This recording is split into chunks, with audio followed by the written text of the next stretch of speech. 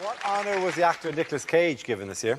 Oh, Nicolas Cage, right? He's actually going to be able to turn the Christmas lights on in Bath. This, by the way, aren't the lights in Bath. This is... Apparently, what happened was... Those are the lights in Dundee. Somebody actually put a note through his door. He's got a house in Bath, and he's agreed to turn on the lights. I put a note through Cheryl Cole's door, and apparently that's a matter for the police. Do you know what's really weird about this story? Not only is it incredible that they've got Nicolas Cage to do it, but also there must have been an incredibly uneasy phone call to Barry Chuckle. Yeah, sorry, Barry, Nicolas Cage is doing it. Well, maybe they gave him a part in an action movie where he knocks out Vin Diesel by turning around quickly with a plank. Do you know what's really awkward about this story? This is genuinely true. Until last week, I was doing it. Really?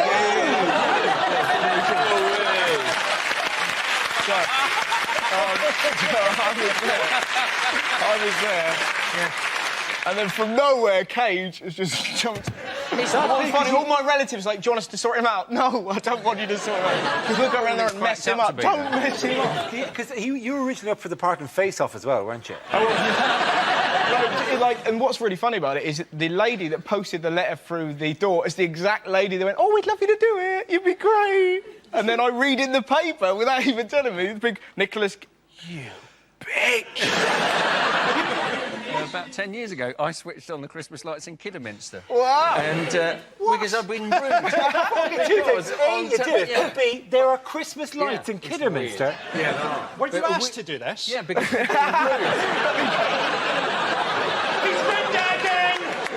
We had Bruce Willis! We've been rude about Kidderminster on television. Got a letter from the Kidderminster Tourist Board or whatever saying, would you come and switch on the Christmas lights? So you think, well, that'd be great, I'd love to do that. But you don't actually do it. Because what they do is they give you one of those enormous pretend switches, right? And you have to kind of go like this on a balcony to a crowd below, and you kind of go, I'm going to press the thing now. And you press it, and as you press it, a bloke in a room behind turns on a switch. So you're not doing it. So hang on a minute, so that bloke's going to be me. I'm going to be the Yeah. So you were asked to do it because you were rude about Kidderminster? Because I was rude about Kidderminster. I also did a joke once about Wolverhampton and got invited on a tour of Wolverhampton. I'm thinking bigger than that. If I slag off Jessica Alba, do I get a tour of Jessica Alba?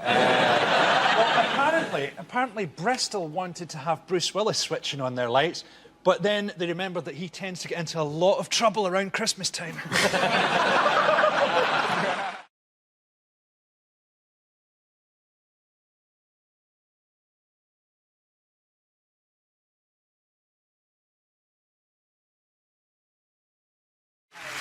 We start with a round called If This Is the Answer, What Is the Question? On the board, 6 categories. Hal, which category would you like? Sport. OK, the category is sport. The answer is yoga, sushi and ice. What is the question? Is this what Eric Pickles uses to deal with trapped wind? Is it what would the 3 wise men have brought Jesus if he was born in Notting Hill? You think your Chinese tattoo says keep the faith. What does it actually mean? Is it, in fact, just what does Madonna smell of? Is it 16 years from now, what will my son tell me when I ask him what A-levels he's doing? Is it name 3 things Nigella won't be asking Charles Saatchi to pay for anymore? Is it Pingu's Rider? He does nothing. I'm doing nothing till I get more sushi in here. What is the strapline to the hit Japanese television programme, The Loose-Limbed Fish Eaters of the Arctic?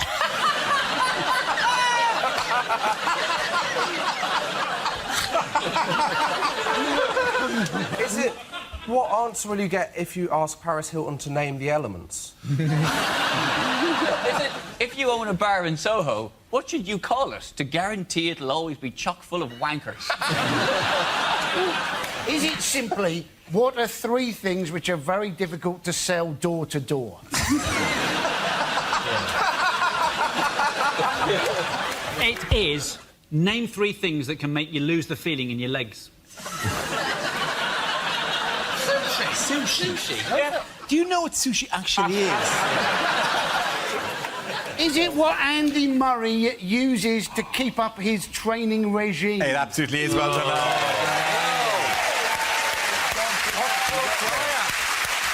Yes, the question I was looking for, name 3 things that were part of Andy Murray's preparations for his historic Wimbledon win. This is news that in scorching temperatures, Andy Murray defeated the world #1 Novak Djokovic to become the first British man in 77 years to win the Wimbledon men's singles final. An integral part of helping Murray achieve his success was his health and fitness regime, which included yoga, a 6,000 calorie a day sushi-rich diet and post-match ice baths. Did you watch it? Did you enjoy it? Did I watch the ice bath? The ice bath? No, that wasn't broadcast. Apparently, he actually has ice baths in a wheelie bin. And I think that can't be enjoyable, can it? Particularly if he does it on a Tuesday and gets carried away by the cancer. It was a historic moment because it was after years of naysaying, years of doubt, years of, you know, can it be done? After 77 years, Andy Murray proved that Scottish people can operate in that temperature. And I know, by the way, I know that last year Andy came into the studio after after not winning the final. It's kind of become a little tradition, and I don't want to make a big thing of it, but he's in the back of the room tonight there, enjoying the show so far, Andy, laughing away there. Yes, ha ha ha ha! Don't freeze frame it. Don't freeze frame it. It gives it away. Gives it away. Look, we sent the invitation. He's had a shave since the final. It's amazing. We're laughing away. He loved that one. Did you like that one as well, Andy? Do you think that's very funny? Laughing away. Very, very good. The fact that the bloke who was here last year behind him's come back again. Good to have him back as well. Good to have Terry there. Hiya, Terry. Lovely to have you here.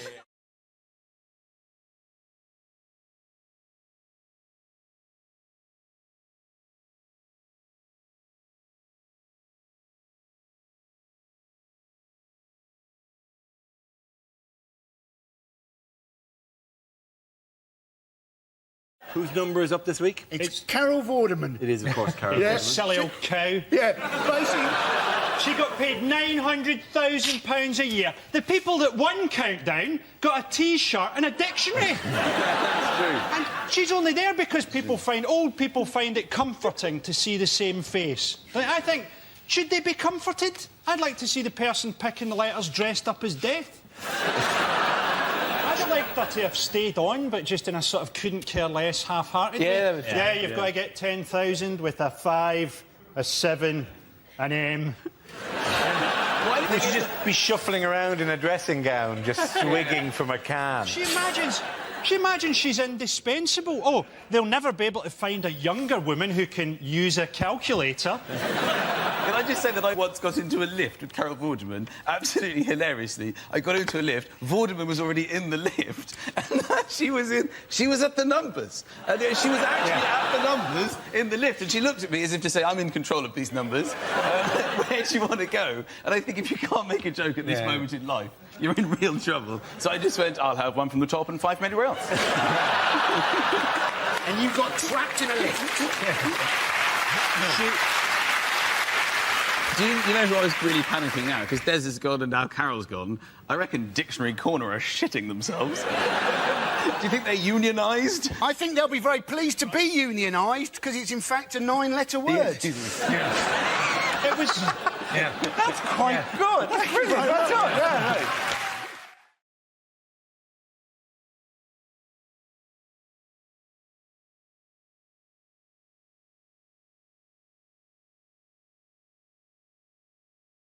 Next topic is things that would change the atmosphere at a dinner party. Ignore the banging. She's been in there for 24 years. Help yourself to Nibbles. He was our favourite hamster, but it's what he would have wanted. Are you sure this is pork? It's just because Mike Crackling has a tattoo. Don't worry, we don't say grace. We just sacrifice a child to the great god Imhotep. Doorbell! Excellent. That'll be Heather Mills and James Blunt. Hope he's brought his guitar. I hope nobody's allergic to nuts, because I like to rest mine on the table. Well, this is absolutely lovely. I say we all raise a glass to the future!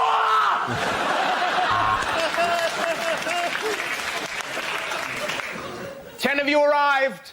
Only one will leave.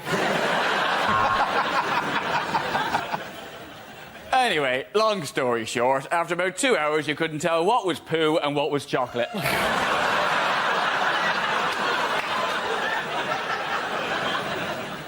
There is a vegetarian option.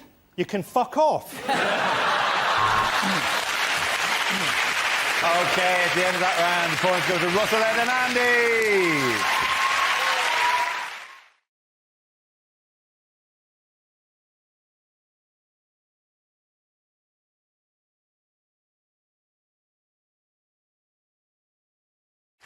Unlikely excerpts from a nature documentary.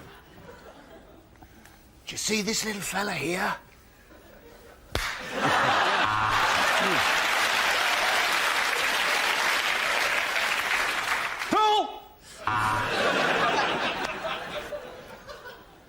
I'm having to whisper because this woman's husband is in the room next door.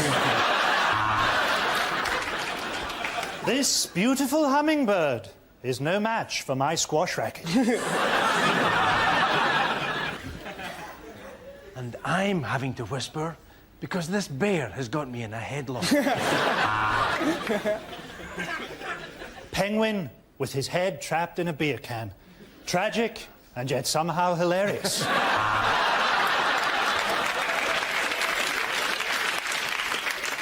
And I'm stood here in the jungle in my bathrobe because my luggage is still at Heathrow. Welcome back to Pimp My Hippo.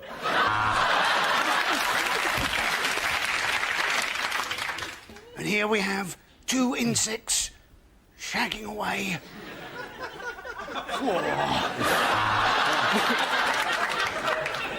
Out of the water climbs a majestic otter who turns... Oh, no, it's a dog. And yes, the lion's after the impala, and the lion's got the impala. Tuck in, my son. Lion 1, impala 0.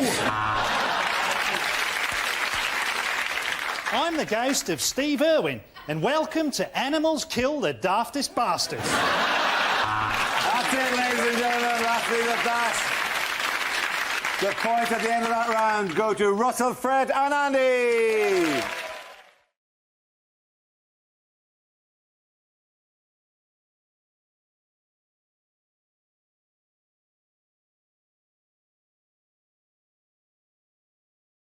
Unlikely things to hear in a science programme. 1643. The cold air balloon is invented. But it doesn't really take off. For Einstein, it was easy to choose a DJ name. He would be MC squared.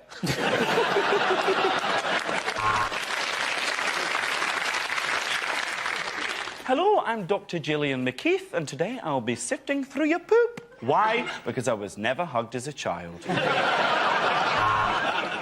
Now on 5, crop circles, myth or bollocks? Next, to demonstrate chaos theory, we've locked Boris Johnson in a room with an aardvark and some magic mushrooms. I was the man who discovered DNA. I wasn't going to call it that, but I was giving a lecture to the Royal Society, and I said, gentlemen, I believe I've discovered the genetic fingerprint of all human life. Ta-da!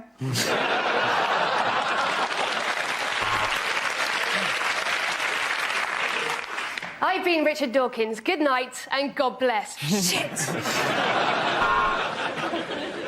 Thanks to carbon dating, this skeleton is now going out with a short-sighted geology student who likes thin people that don't talk much.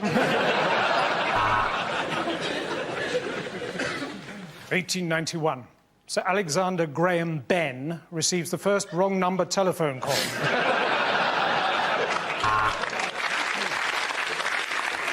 He realised that this equation was going to take him absolutely years. So he switched to a media studies course, which was a piece of piss.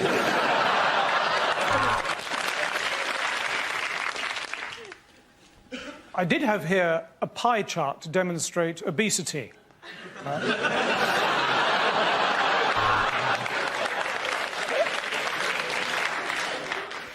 apart from the human, the only animal to enjoy having sex is the dolphin. I had to shag a lot of animals to find that out. I'm a meerkat, she's not lying. Tonight we'll be discussing molecular science. Our guests are Sir Patrick Moore, Robert Winston and Dappy off of N-Dubs.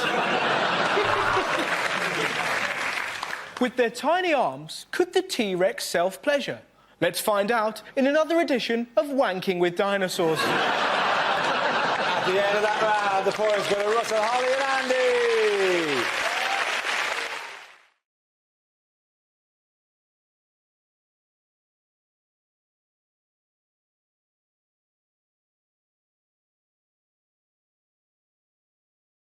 With a round called Headliners, here's a picture from this week's Lib Dem conference, but what does CDCR stand for?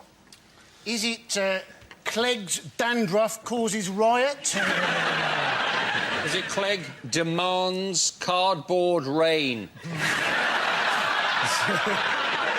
Is it Cameron dies, Clegg rejoices? Is it Clegg displays currency remaining? Is it because they're in Liverpool? Is it, in fact, calm down, calm right down? Is it Celine Dion combusts reaction? I'm going to go for Clegg, David Cameron's rent boy.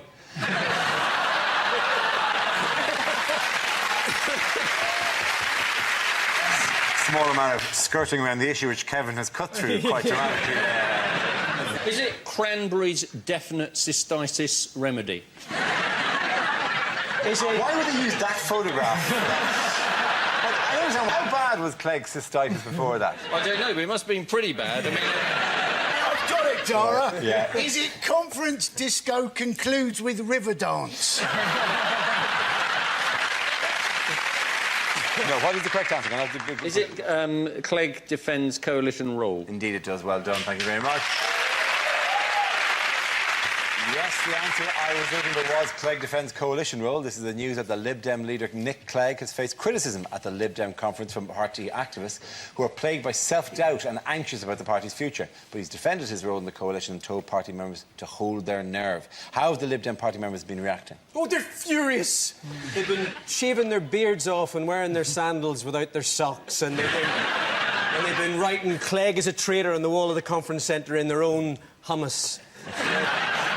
Actually, it's not how the Liberals have reacted, it's how the Conservatives have reacted. They've been watching the television all week thinking, why the work experience people got their own conference? That's the... It's not actually going terribly well for the Liberals, because Clegg's poll ratings now show that he is more popular with the opposition than with his own side, which makes him the Robert Greene of politics. There's a party activist described him as a mini-me conservative when he went to it. And another party stalwart said, I would trust you with my life, but can I trust you with my party? It's a rather screwed-up sense of priorities, to be honest with you. It's only the Lib Dems at the end of the day, you know? But apparently it's half their support has gone, hasn't it? And they're all saying it's because they've supported these spending cuts. They're basically talking that they're spending, you know, cutting too quickly and will now go into this double-dip recession. And you're thinking, double dip? You know, that is a term that is only ever used by economists and greedy people with nachos.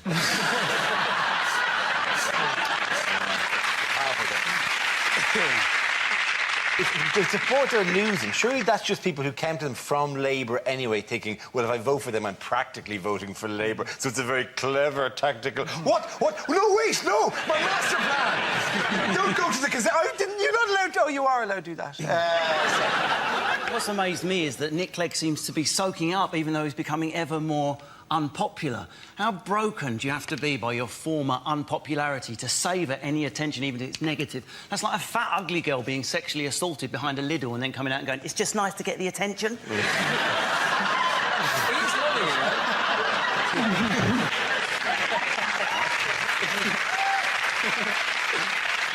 That is the chair Frankie sat in, isn't it? It is. I've literally never had those thoughts before. I've been... You normally make a whimsy musical comedian, aren't you? They were saying that Cameron was actually going to turn up at the conference as a sign of, you know, support. And then they realised that might be a bad idea. You know, Cameron turning up at the Liberal Democrat conference is a bit like Leona Lewis showing up at the Mobos with Nick Griffin. It's not really going to cut it. I like the idea of lots of Tories sneaking into the convention and go, well, we're in a coalition now, we might as well take some tuck along and have a day out. And then hear him talk about rescuing the poor and start heckling with quail's eggs. Take that, you Liberal. Have a tomato, that sunglass, you wanker. Take that.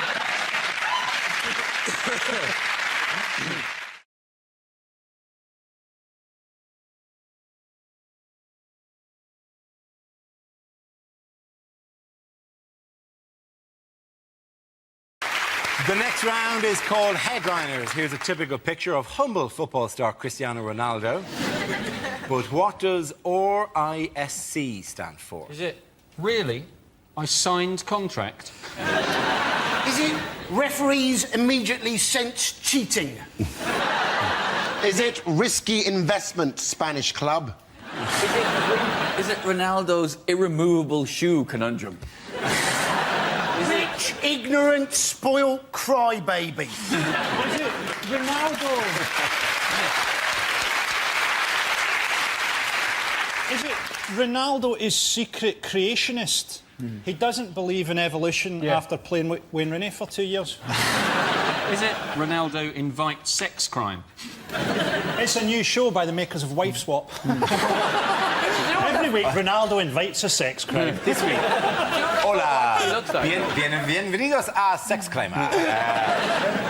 Can we possibly veer towards... The S is for slavery, isn't it? The S is for slavery, yes. Ronaldo in slavery... conundrum. Contract. Controversy! Controversy!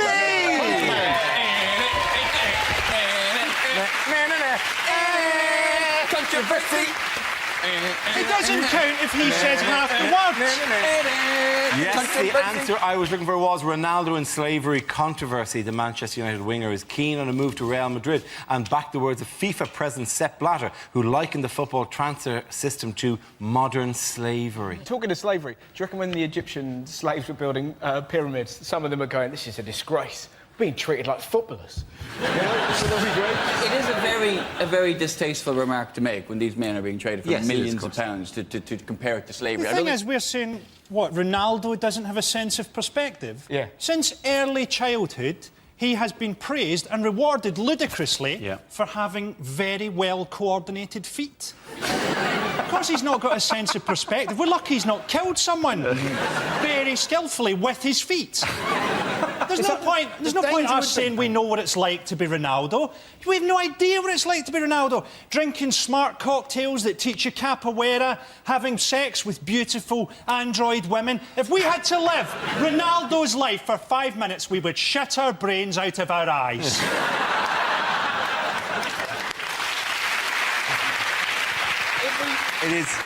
It's a very moving cry for understanding for Ronaldo. If footballers can be treated as slaves, Max Mosley must be thinking, I got the wrong sport. Don't you think? Football's just distraction. Distract you from the real world, distract you from the war. Instead, they should replace football with just a guy bringing out a big bunch of keys and going, look at the shiny, shiny. No. We've cancelled the football season. Look at the shiny, shiny. No, it would particularly work if you brought out Jangle the Keys and then there were loads of internet sites about, I wonder what keys they'll have next year.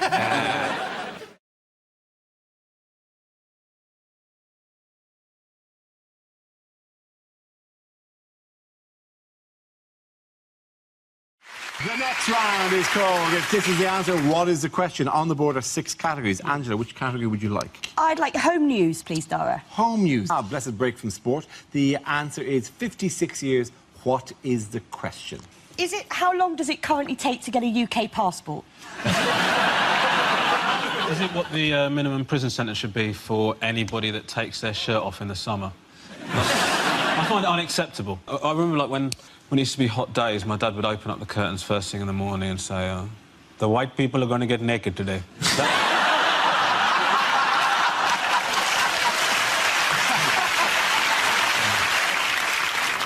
Is it how much did David Moyes age in his 6 months at Old Trafford? how long would most blokes happily sleep in the same sheets for?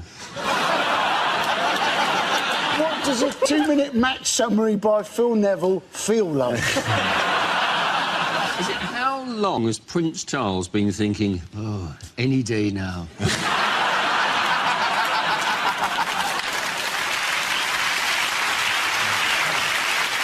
Is it how long could I hold a poo in if I shared a flat with Oscar Pistorius?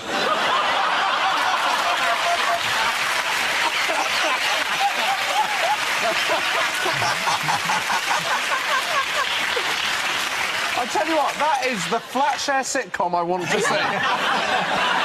How long would it take to collect sufficient owls for Labour to honour their manifesto commitments? Is it how long since England were last eliminated in the first round of the World Cup? Absolutely. Thank you very much, Josh Rudiger. Very good. Yes, the answer I was looking for was how long is it since England last failed to progress beyond the group stage of a World Cup? Were you surprised? Were you gutted? No. No, I mean, we didn't lose all our games, did we? I mean, I thought we managed a very creditable 0-0 draw with the 2,500 to 1 outsiders. So, you know, people said we had low expectations, didn't we? And then we all got disappointed when we were knocked out after 2 games. So, obviously, our expectations weren't quite low enough, were they? What was it? It's the players as well. They didn't... Wayne Rooney said that if we'd won, we'd have gone through, and that's the main lesson to learn. and you're going, if that's the main lesson to learn, we really need to go back to basics. Well, they were Liverpool, though, and Liverpool had 5 England players in the match day team, didn't they? There was Sterling, Sturridge, Johnson, Henderson and Gerrard, and, of course, Uruguay had 2 Liverpool players in the squad, Suarez and Gerrard again. So... Very busy man that day, wasn't he? Yeah. It's interesting, because I'm finding out, now that England are out, I'm finding out about the backgrounds of all my friends, because suddenly my friend the other day was suddenly, you know, well, actually, I'm half German, so I'll support Germany now. So you kept quiet about that on D-Day, didn't you? Didn't you, Gunter? Yes, well, I thought it was an unfortunate thing to bring up on the boat. I've actually just started pretending I'm Costa Rican. I will switch to whatever I need to, you know. I'm in the cricket, I'm very Sri Lankan at the moment. During the Ashes, I pretended I was Aborigine. Like, I don't care. I will go wherever the results take me. If I were Roy Hodgson now, I'd be a pundit, because, like, he could be a pundit anywhere in the world. Apparently, he can speak 5 languages. Yes. Roy Hodgson, which is literally 5 more than Phil Neville. So... Roy Hodgson always looks like a man who'd be far happier inside eating soup. What did a lot of England fans find enormously irritating immediately after the matches? Reality. It was England footballers doing adverts. Yes. Things like the Carlsberg fan squad advert. Yes, there was a series of other people found that there were complaints about, you know, Joe Hart and his dandruff, which, luckily, he's still beaten. Good man, Joe, well done. I said, why does that company, I'm going to give them the free ad, that company who does an anti-dandruff shampoo, which you all know, you say the word anti-dandruff shampoo, and bing, why do they even spend money? Who goes, maybe I'll have a competing anti-dandruff shampoo for my shampoo? Well, there's one company who makes it. Some of us, Dara, are still worrying about dandruff. It's an unusual put-down, isn't it? On the one hand, zing, I'm bald. But yet, on the other, you don't come out of it like a prince, has to be said. I'm not going to lie to you, I didn't think it through. Take that, bald man. Oh, you social loser. Yes, it has to be said that some of the England squad were probably not as well known as others. There was a young squad, a new squad. I mean, for example, there was this range of commemorative mugs that was brought out, and they were there on sale. And we're not making this up. And all the members of the squad, particularly Chris Smalling, the Manchester United defender. I cannot believe they put Theo Walcott's picture on. It's mortifying, isn't it, actually? Yeah. That's Smalling, and for reference, a picture of... I hope there's not a mix-up, and Chris Smalling's now going to have to be the President of the United States of America. Well, what happens is, if he's going to get a phone call from David Cameron going, I finally got some service. I Find out, Tommy, what do we do about the Shia situation, or no?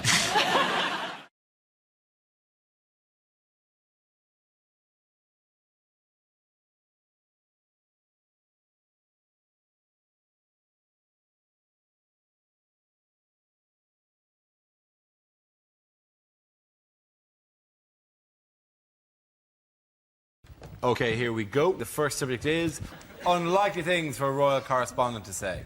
Isn't it wonderful to see Prince Charles being made king at the age of 137?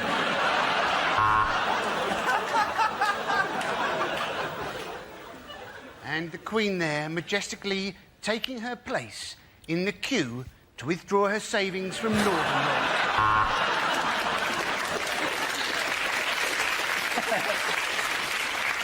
The Queen asked me if I was from the BBC. I said I was, and she told me to piss off.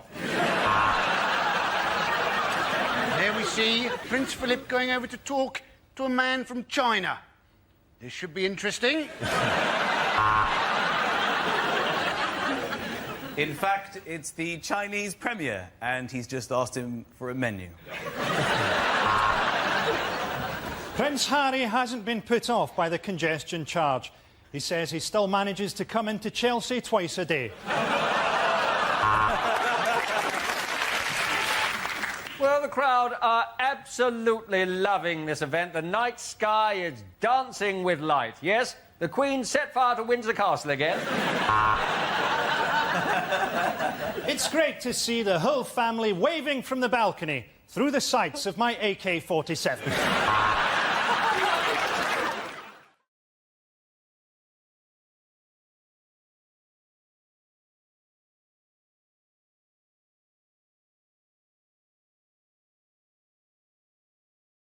That leaves us with Mickey. Let's see what topic you've been left with. Let's spin the wheel.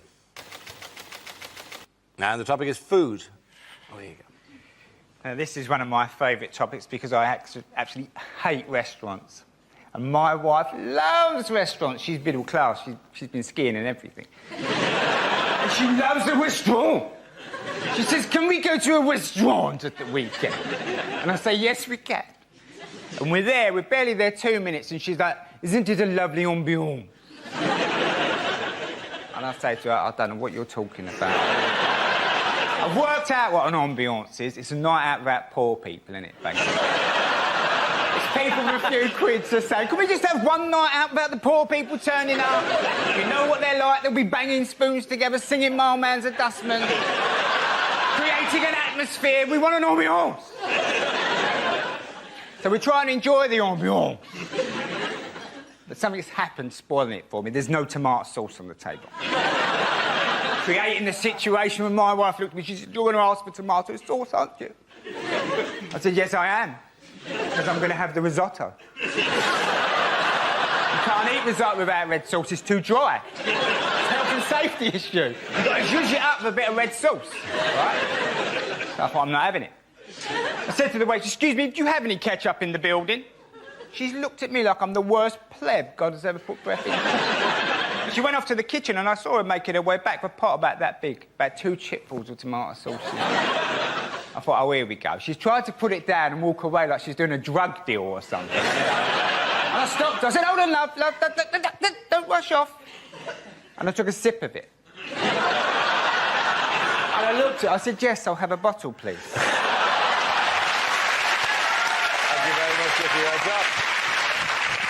And there they are, Scotland through to the final 16. Dear Babe Station, have you actually read the trade's description of that?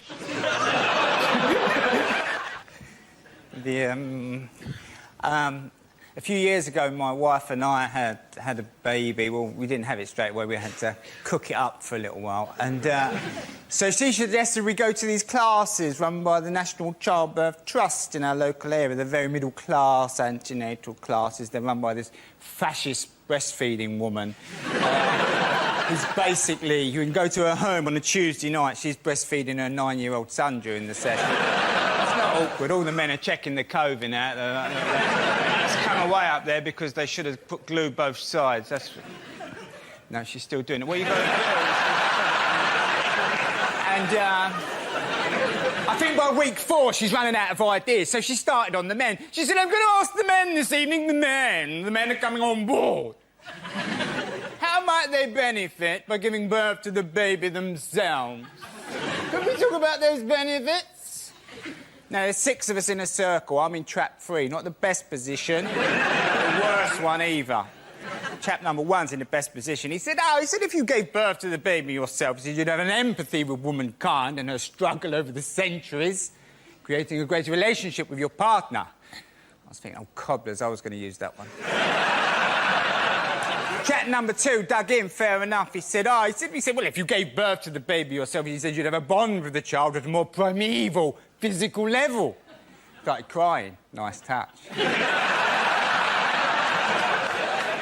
Mother Earth looked at me, I'm having a panic attack. It's all gone a bit hazy. She said, Michael? I said, well, at least you'd be 100% sure it was yours. OK, the end of that round. The point's going to make it Mr. Von Trapp, I'm here from the council. We've had complaints about some terrible singing coming from your house. Golden, relax. We're doing a bit of dinner, mate. You're not sorting out the Middle East here. And the topic is fashion. OK, Mickey. Bound to be, wasn't it? I've returned to the vest. Happened a couple of years ago. I was walking through Marx's to get me pants. You always go back to Marx's. And, they know. They look at you. They go, you come back and you went the next, didn't you? Got flash. And I saw the vest. Packet of singlet vests. I thought, I'm having them. Put them in my basket. I've covered them over like pornography. Got to the counter. I said to woman, get them in the bag, love. Get them in the bag. Got home, I shook one of these vests out. I thought, put it on. I thought, that is the answer. The wife came home. She said, what's all this with the vest? I said, I like them. I'm returned to the vest. She said, I don't mind, but only indoors. So for a couple of years, I've worn the vest, sort of in secret. But the other day, I'd had a couple of cans of beer and I wanted a couple more, so I got up to go out and my wife said, the vest. I said, no more. I refuse to live a lie. I'm standing up for vest wearers all over the world. I marched off down the off here. I've got 2 cans of Stella Artois. Put one in my back pocket, cracked the other one open. And I walked back from the off in my vest. I made a discovery. You drink a can of Stella and wear a vest, you get a bit of space.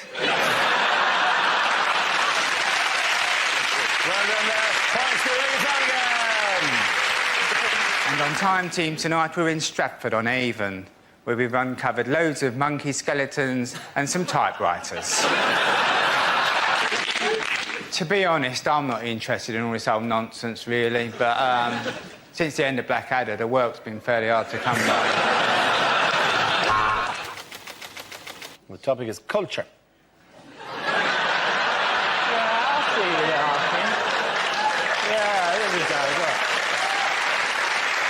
Thank you. I know you're thinking this man doesn't enjoy culture. Well, you're right, I hate it. Now, I am an intellectual. I know I left school with nothing, but I did go to university later on when I got a degree when I was 29. It was tough, speaking up during the lecture, knowing everyone's thinking, blimey, the window cleaner's keen on me.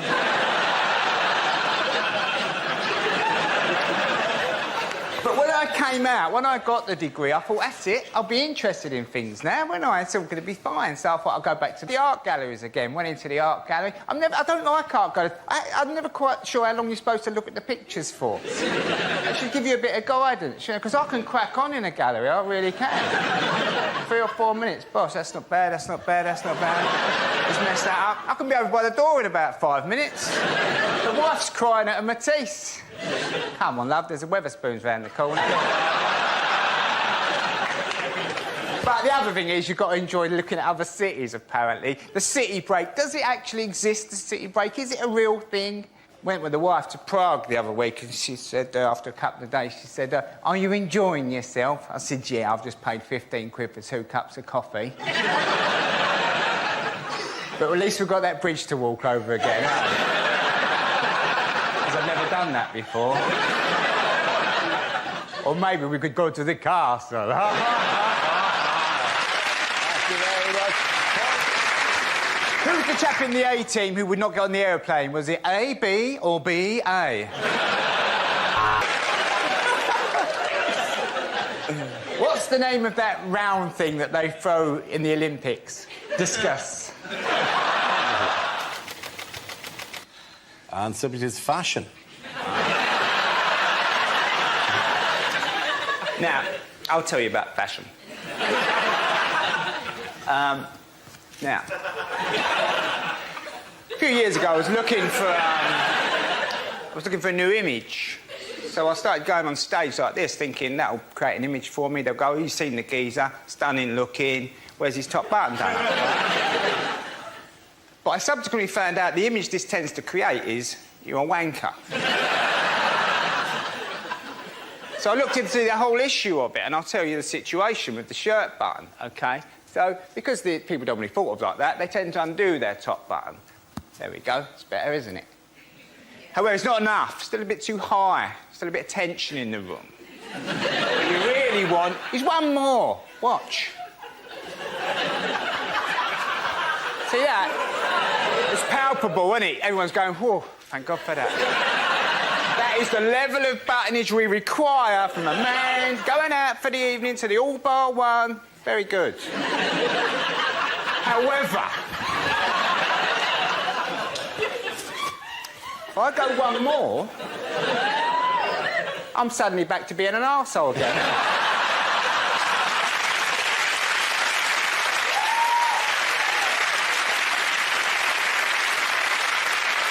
How tough is it being a man knowing that you're going through life only ever one button away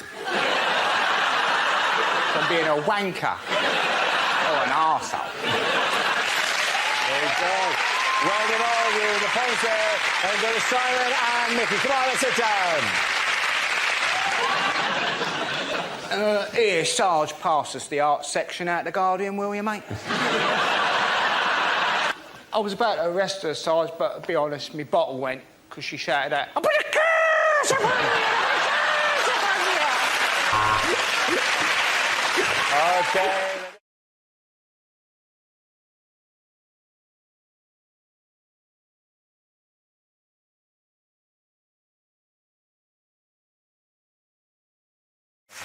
The question I was looking for is, what are some of the items that are exempt from the new 5p charge for plastic carrier bags? The government introduced the charge throughout England on Monday to reduce litter and protect the environment. Like, you're paying 5p for a bag, you can get a trolley for £1, can't you?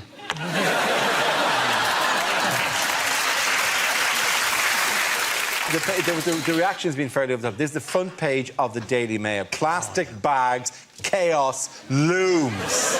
Because you got to pay 5p. This is a thing that was introduced in Scotland, in Wales, in Northern Ireland, in the Republic of Ireland. It's been there for 10 years. Yes, but be honest, Dara. You and I moved here when it was brought in the Republic of Ireland because of the Armageddon that it created. Ireland was laid waste. People fought over bags, put them over each other's heads, It was choked awful. people. It was horrible. It was That's the brother only reason against we're brother. here. It was father against mother. It was carnage in Ireland over the bags. What? What a bag! How... Ah! It was screaming. Armageddon. 5p a bag, though, that's good, isn't it? I've got loads of plastic bags under my sink. I'm going to start selling them outside Asda for 4p.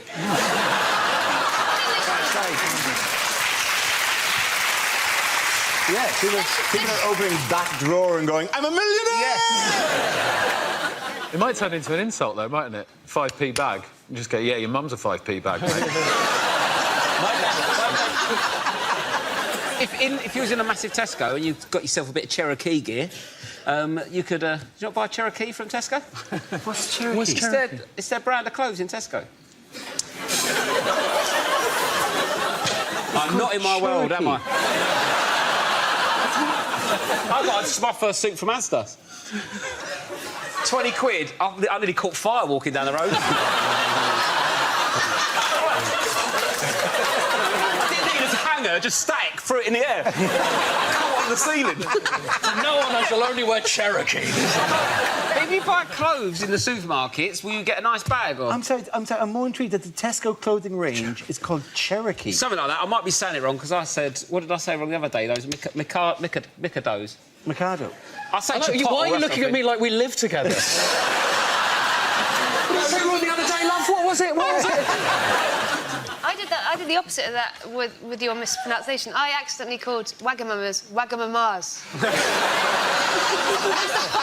That's the poshest thing I've ever done in my life. Wagamamas. I prefer Wagapapas, but Wagamamas will do it a pub. When we were underage and trying to get served in pubs, you know Bombardier, the ale Bombardier, one of my friends panicked and said, "Can I have a pint of Bombardier, please?"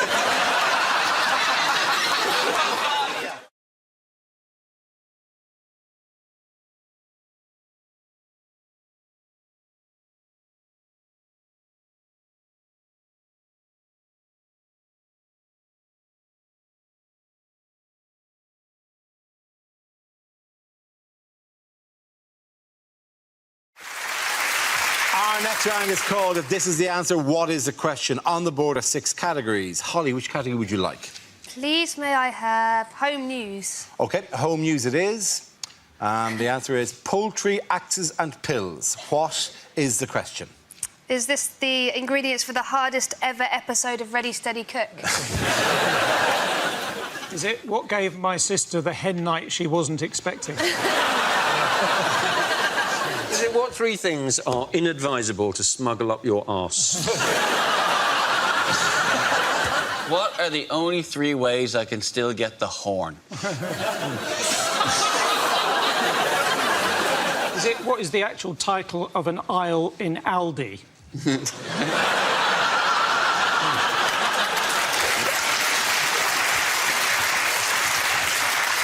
Is it what accessories come with the Charlie Sheen action figure? What 3 things do you need if you're going to cook cock ovalium?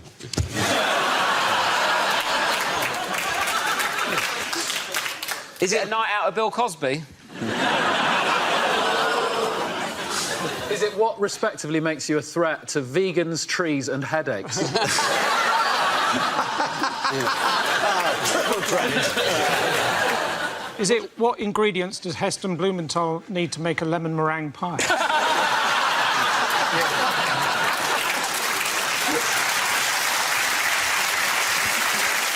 What are the only 3 things the BBC haven't managed to build a bake-off style show around? What 3 things do you need if you're going to make an abattoir where the chickens have a choice? Oh, that is... Wow, that is dark. So I put it to you again, Mac Cluckerson. Shall I do it or shall you do it? Then you know the correct answer. What are you allowed to have a plastic...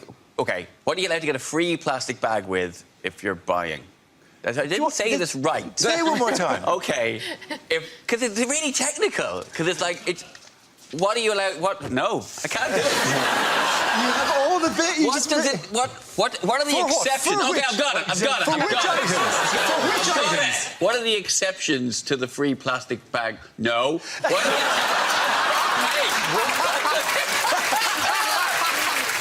I've got it! Okay. What 3 products would exempt you from the 5p charge on a plastic bag? That's absolutely right. I was going to say that!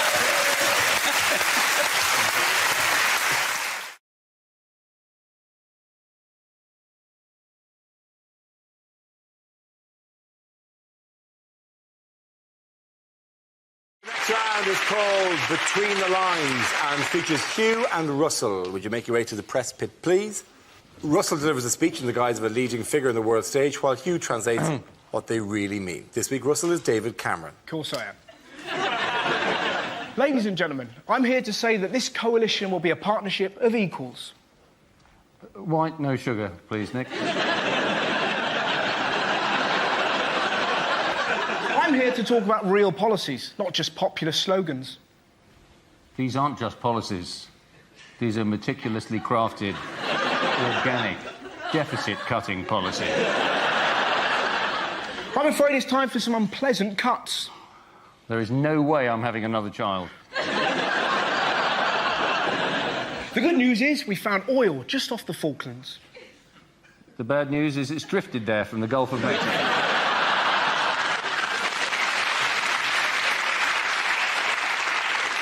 People say I'm just image, and you pulled that face over.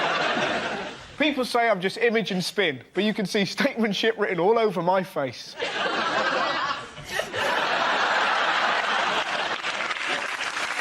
It's important to stress I'm very familiar with the language and culture of young people.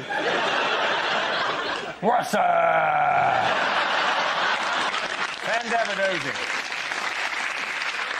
No, people say I can't relate to hoodies, but at school, I was a real tearaway. Yes, there was that time we spooned quints into matrons' loafers.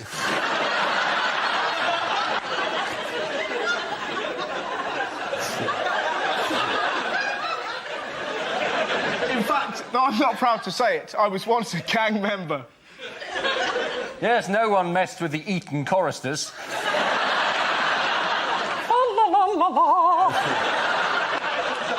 I stopped doing that. Having visited America recently, I must say I've never met anyone like Barack Obama before. Well, I have, but normally they're wearing white gloves and serving me G&T.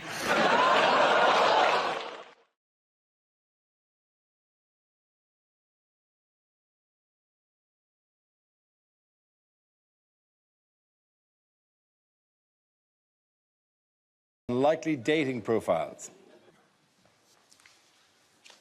Do you want a man who's comfortable to say the word love? Call me. I'm a Wimbledon umpire.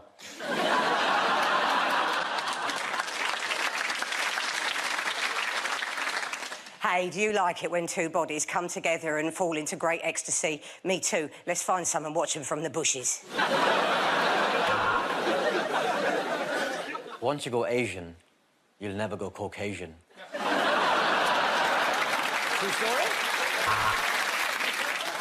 I like long walks on the beach, a pebble beach, barefoot. I love pain. I love pain!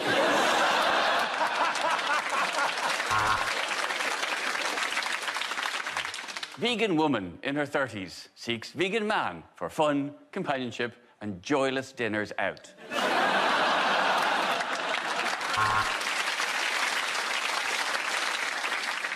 And would it impress you to know that I typed out this entire profile using my dick?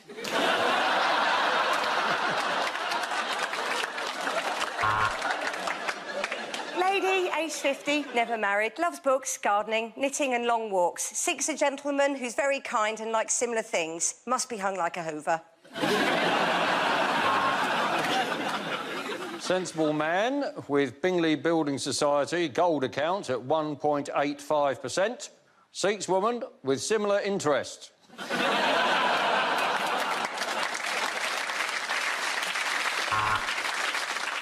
Hello, I'm looking for a bloke called Dave. He's been hanging out in Nice, apparently got his trotters up.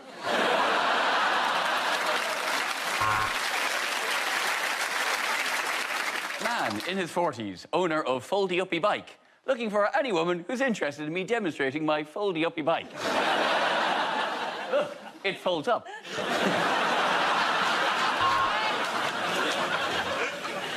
Ambitious man with no sense of work-life balance seeks woman. I haven't got time for this.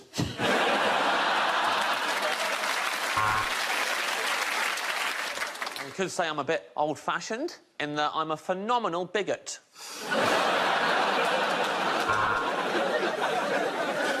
Man with huge belly seeks concave woman.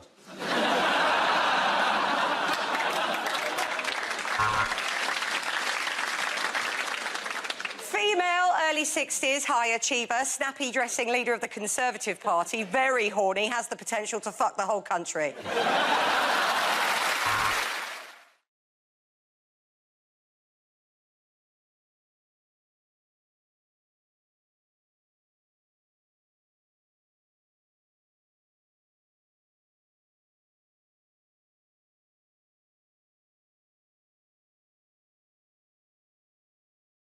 So what was the story with it? Why are they... Well, it's all an argument about supposedly dangerous extremism in Birmingham schools. Yes. But you're thinking, surely everybody who's ever grown up in Birmingham has thought about blowing up most of Birmingham at some point or another. It's caused big problems in Birmingham, though, hasn't it? I mean, sort of community problems, the radicalisation of schools on one side against the other. There was this brilliant thing in The Guardian which said...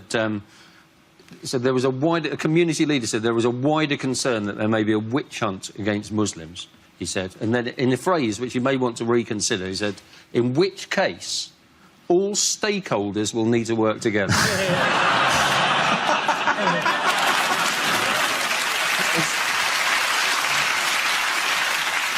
It's not nice, though, to have another culture imposed on you at school. I remember when I was rushed to hospital with 80% Chinese burns.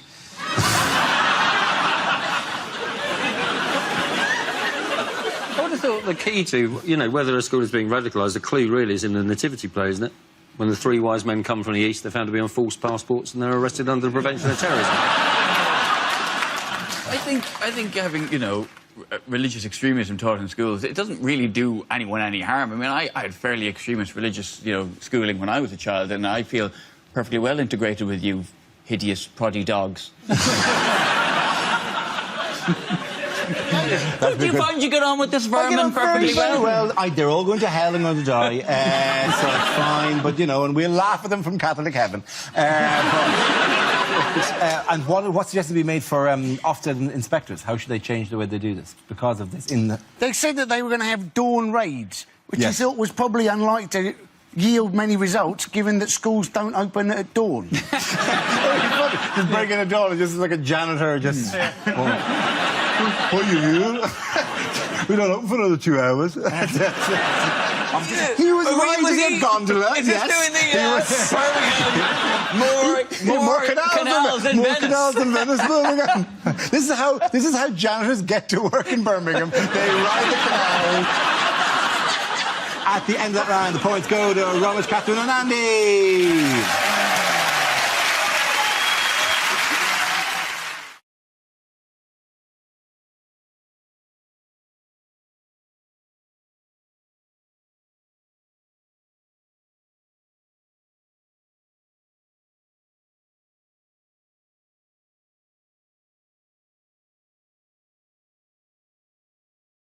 And the first topic is travel. Who wants to come in at that? Chris? I don't know what's happening. It's all different on the telly. I take public transport quite a lot doing this job.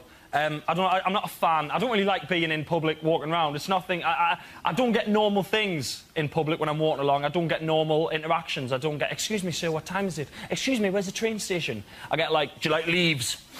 Like... I could write a book on it, right? Another thing is, as a northerner, people said to me before I came to London to do work and stuff, people said, oh, the tube. Oh, the tube's awful, no one talks. No one talks. Good. That's brilliant. I don't want nutters on public transport telling us what they've had for their breakfast, right? I want to be left alone. You know, the tube, if you've never been on the tube, come to London just to go on the tube. It's an incredible experience. No one, literally, silence. It's amazing. Someone could just burst into flames on the tube, and all you get is one man looking up from a Kindle going, prick.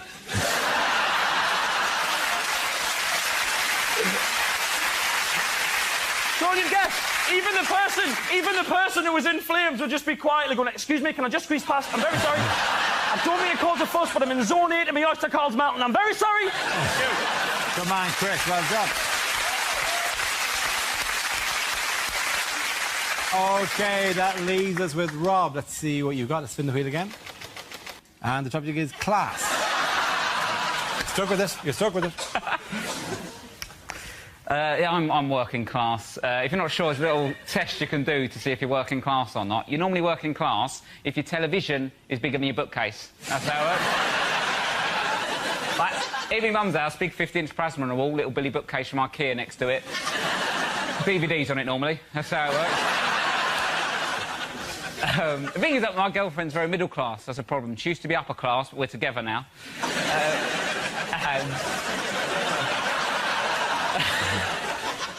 Her sister has got a boyfriend, right, called Rupert. Rupert. That's in the name. giving it a go. It's a decent name. I just never thought I'd meet one. Do you know what I mean? I was in the pub with him. Roops, do you want another Malbec? What's happened to me? And the thing is, though, like, when they go around their house, right, they like, in my house, growing up, Saturday night, you'd have dinner on your lap watching You've Been Framed, right? Bit of a chavvy way to have your dinner. That's what we used to do. You go around their house, you sit in the conservatory, you have wine, talk about politics, right? And I started thinking, this is how you should do it, innit? This is how you should do dinner. Then after about 10 minutes, I realised I haven't got an opinion and I'd quite like to see a dog fall in a puddle. Well done. Well done to both of you. Points for both of you. Come on back. Well done. Lovely stuff. Come on.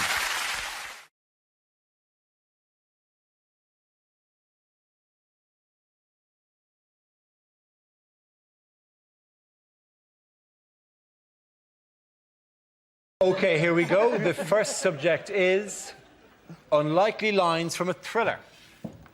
Michael, Peter, David, Vladimir, I think we may have a spy in the organisation. Give me the pentagon, then the triangle, and then the square.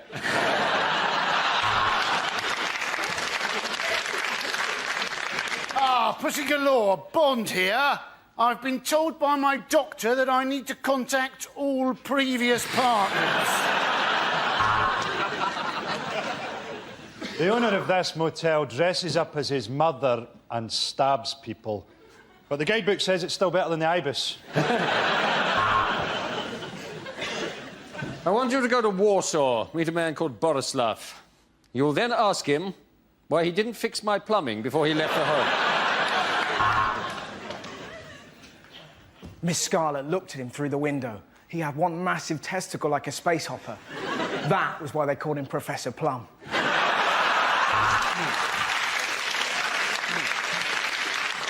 This is no ordinary pen, Bond. Turn it upside down, the woman's clothes drop off and you can see it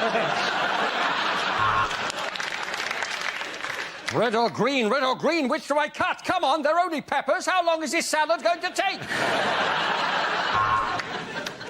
We need to find the third man. There's no way Amanda Holden will shag just two of us. Here's Simon. The Orient Express has been cancelled. However, there was a murder on the temporary Orient replacement bus. I have amnesia. The tattoos on my body will tell me what happened. Dara was here.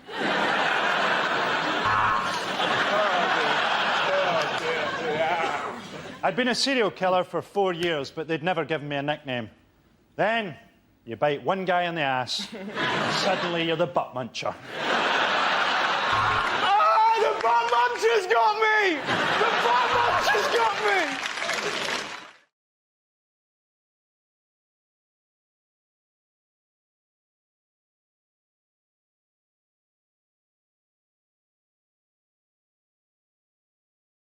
Hello, I'm Dara O'Brien. Happy Christmas and welcome to a special festive edition of Mock the Week. We'll be talking about the holidays as well as looking back at some of our favourite moments from the last series, along with bonus bits we've never shown before. Hope you enjoy. I asked the panellists a series of questions all about the festive season in the hope of filling 5 minutes we're trying to get out of this of our Christmas special. So, teams, here we go. First question, what Christmas tradition was it? There are no buzzers or any points. This show is not built in any way to accommodate genuine quizzes. But nonetheless, you can take your turns.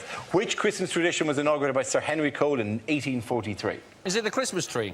Is it not the Christmas tree? Arguing with your relatives? No, it's not that one either, I'm afraid. No. Is it holding mistletoe above your head and therefore being allowed to sexually harass other people? It is not that happy tradition, no. Is it waking your children early, saying to them, oh, it looks like the sleeping pills have worked, happy Easter? Is it going to church just once a year, and that's usually at midnight after the pubs have closed because you want one more glass of wine? Man, you really want to be desperate for your wine, wouldn't you? It's something to bring up at an AA meeting. I sat through God. That's how much I wanted another drink. Is it a Christmas stocking? That's not Christmas stocking. That's a Victorian tradition. Were you trying to mine something there for us? It was... The Christmas card. Yes! Well done, Ed Byrne. Points for him. Congratulations. There are no points. I know there are no points. You promised us there'd be no points. Name Santa's reindeer. I'll take attempts at this. Donner and Blitzen. Correct. Prancer and Vixen. That's 2 each. Dasher. Yes, 3 It's like they're doing a duet. Gonza. But not Rudolph. That's a lie. We've had. What have we had? I've lost. I'm actually lost. Donner and Blitzen. Donner and Blitzen. Some Dasher Comet. Bashful. Bashful and Sleepy. Doc and If one's called Comet, one's going to be called Curries. Almost. Dasher, Dancer, Prancer, Comet, Vixen, Cupid. Cupid? No, we said Cupid. Ridiculous name for a reindeer. Cupid. They must have teased him, though, with a name like that. They must have teased him. He must have been the reindeer that they teased.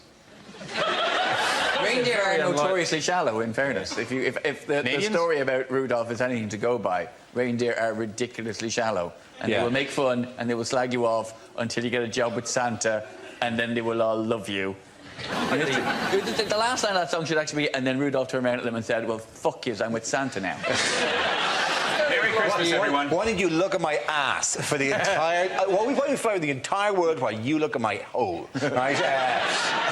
It doesn't matter how fast we fly, that's all you're going to see. Ho, ho, ho. Yeah, all you're going to see is my hairy reindeer ass going all around the world. The nose is in the front, bitches.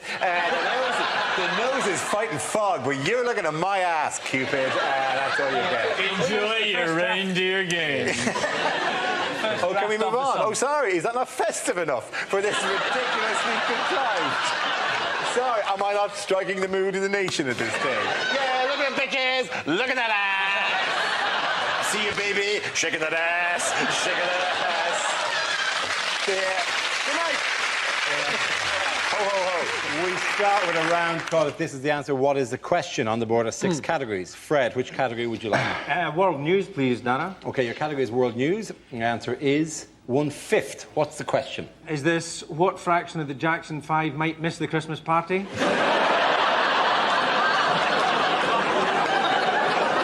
Is it how much of the weekend can Andrew Flintoff remember? Is it how much of French and Saunders is Saunders? Is it what proportion of Enid Blyton's The Famous Five can lick their own testicles? Is it England's only dwarf king was called Henry the what? How much of a Boris Johnson speech is not, well, I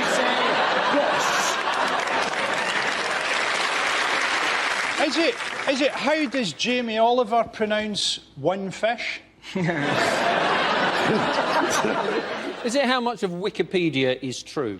I'll tell you, on that... Actually, I won't mention that on telly. What does it say about you? Go on, what does it say about you? No, go on. It says, somebody's written, I was once kicked out of a zoo for punching a monkey, and then somebody underneath has put correction, he spanks the monkey. That's hard. I didn't do either. In my bit on a trivia about me, it says, I once aided the RSPCA in saving a goose from a tile shop. I don't remember the event. It's incredibly specific. What's the point of Wikipedia if people just write it themselves? I think every Wikipedia entry should have to start with I reckon. Probably. Yeah. Do you know what? Somebody else. I've just remembered another. This is a creepy thing that somebody put on my Wikipedia. They said of me, he looks like the kind of straight bloke that would be quite good at gay sex. I'll be honest, when I read that, I did go, get in. But he went on to say, but he looks like he'd cry afterwards. So there's part of me now that wants to find a gay man to test the theory. So if there's any out there, bring it. I suspect there will be a few out there. Yeah. Probably about 1/5. There you go. What honour was the actor Nicolas Cage given this year? Oh, Nicolas Cage, right? He's actually going to be able to turn the Christmas lights on in Bath. This, by the way, aren't the lights in Bath. This is... Apparently, what happened was... Those are the lights in Dundee. Somebody actually put a note through his door. He's got a house in Bath, and he's agreed to turn on the lights. I put a note through Cheryl Cole's door, and apparently that's a matter for the police. Do you know what's really weird about this story? Not only is it incredible that they've got Nicolas Cage to do it, but also there must have been an incredibly uneasy phone call to Barry Chuckle.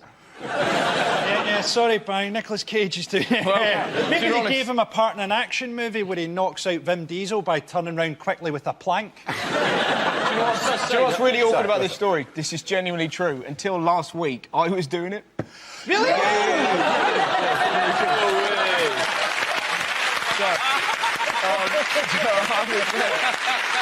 was there. Yeah. And then from nowhere, Cage has just jumped. It's not funny. All my relatives like, do you want us to sort him out? No, I don't want you to sort him out. Because we'll go around there and mess him up. Don't mess him up. Because you were originally up for the part in Face Off as well, weren't you? And what's really funny about it is the lady that posted the letter through the door is the exact lady that went, "Oh, we'd love you to do it. You'd be great." And then I read in the paper without even telling me, the big Nicholas, you bitch. About 10 years ago, I switched on the Christmas lights in Kidderminster. Wow. And because I've been rude. It could be there are Christmas lights in Kidderminster. Yeah, were you asked to do this? Yeah, because we've been rude. We hit Bruce Willis! We've been rude about Kidderminster on television. Got a letter from the Kidderminster Tourist Board or whatever saying, would you come and switch on the Christmas lights? So you think, well, that'd be great, I'd love to do that. But you don't actually do it. Because what they do is they give you one of those enormous pretend switches, right? And you have to kind of go like this on a balcony to a crowd below, and you kind of go, oh, I'm going to press the thing now. And you press it, and as you press it, a bloke in a room behind turns on a switch. So you're not doing it. So hang on a minute, so that bloke's going to be me. I'm going to be the Right. So you were asked to do it because you were rude about Because I was Kidderminster. rude about Kidderminster. I also did a joke once about Wolverhampton and got invited on a tour of Wolverhampton. I'm thinking bigger than that. If I slag off Jessica Alba, do I get a tour of Jessica Alba? Well, apparently Bristol wanted to have Bruce Willis switching on their lights, but then they remembered that he tends to get into a lot of trouble around Christmas time. I remember years ago getting up really early Christmas morning, running downstairs, ripping open one of my presents, but unfortunately it was a puppy. That's not true. It was a kitten. That's not true. It was an old man. I remember all I wanted for Christmas was an action man. What I got was a plastic doll with a cord on the back, and you pulled it when 25, 25, 25, 30, 35, 35, 35, 40. Looked at the packet. Auction man.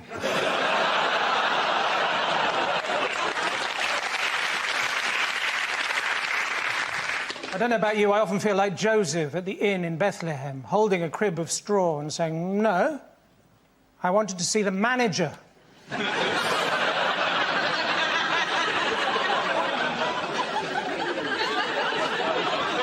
I think the most peaceful Christmas I remember, the manger.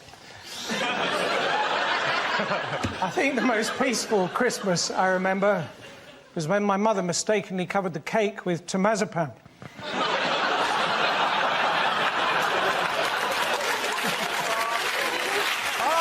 The Christmas quiz! See? People now come especially for the Christmas quiz to look at our fabulous decorations. On that page, He's got this shit for page, which I think is actually sort of, sweet.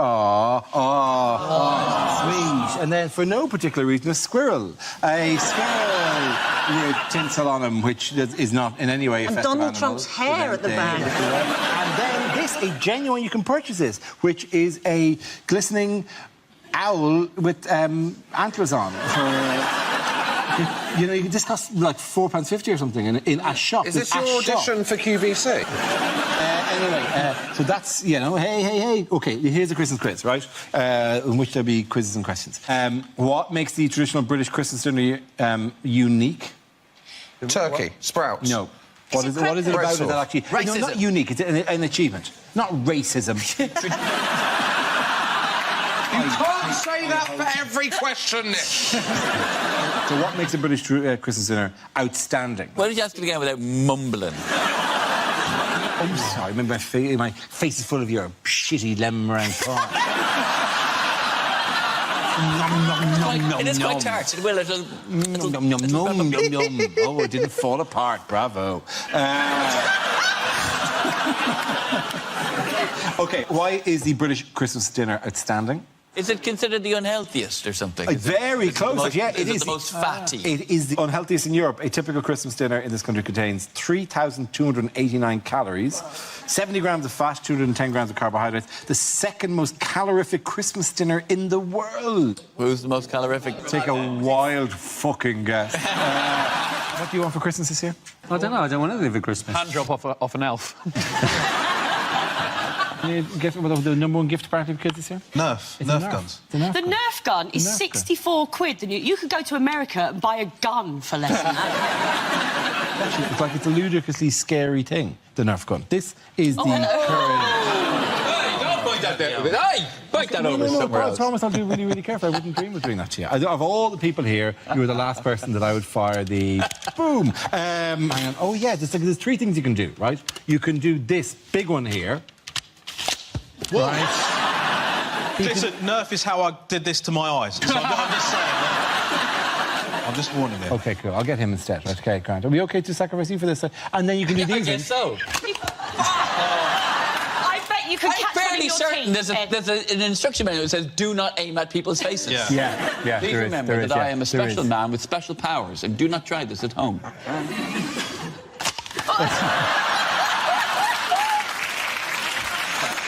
How far will it get? How far do you think it'll get? I don't know, but if he hits any of you, sue the shit out of you. All the money they're saving on Bake Off now can go to you. Can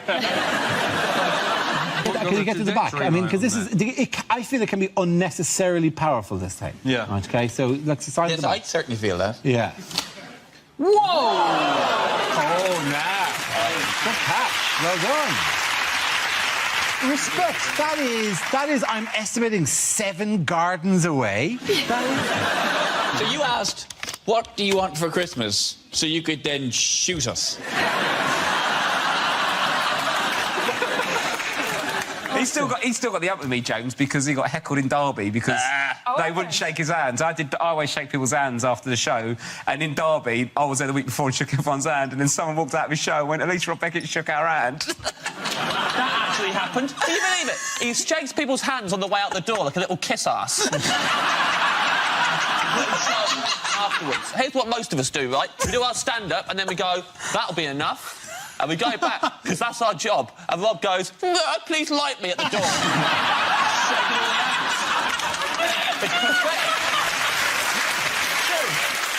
I was thankful they came, James. And to be fair, like, you know, it's only 4 people you've got to shake, so you should... Listen, here's what's annoying about it, right? I got heckled with this thing. Rob Beckett shook our hands. What else did they say? What else did they, James, what else did they say? And he had proper jokes.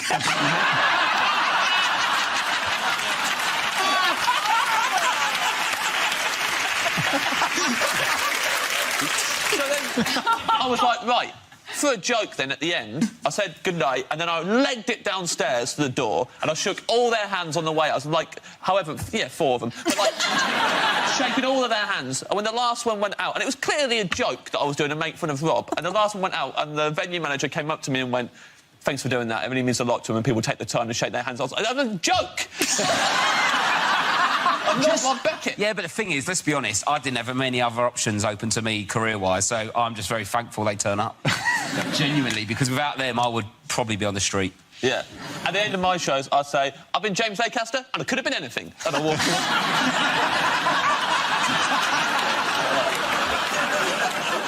Why would you want to be given clothes as a Christmas present in Iceland?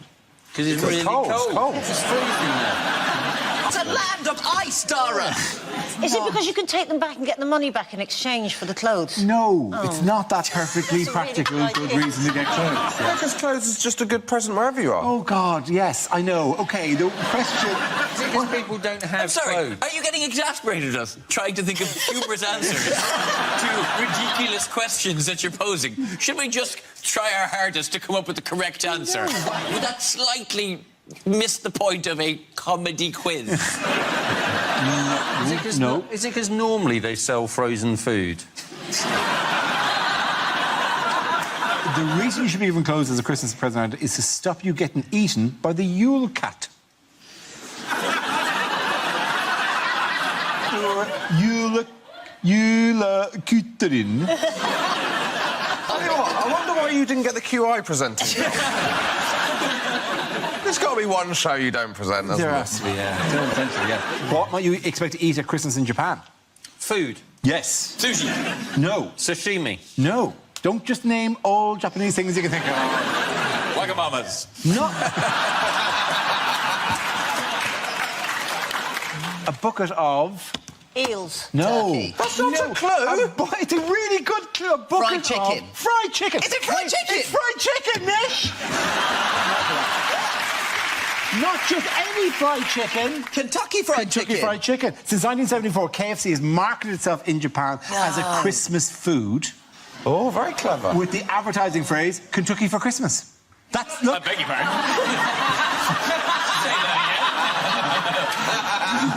Kentucky for Christmas. A lot of things to hear at Christmas. Oh, John, thank you so much for my electric toothbrush.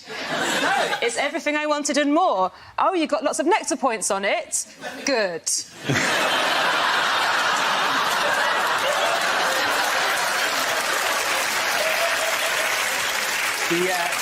Do the fork and take a pew. This might run for a while. Yeah. Oh, Sarah. A holiday to Barbados? That's going to help in the fight against plaque.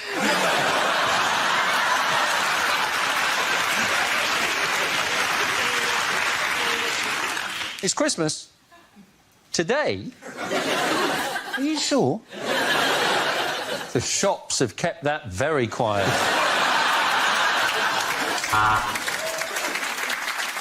Oh, look, everyone's eating all the nuts I've bought. I should buy some more.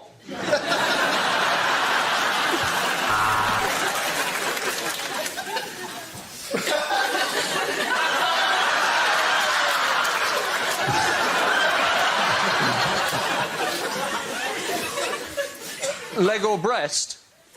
I'd really rather you just put your clothes back on, Graham. I'd just like to reassure everyone that the sponsorship deal will have no effect on this year's nativity. Now, Joseph, if you could just pop Jesus in the Pret a Manger.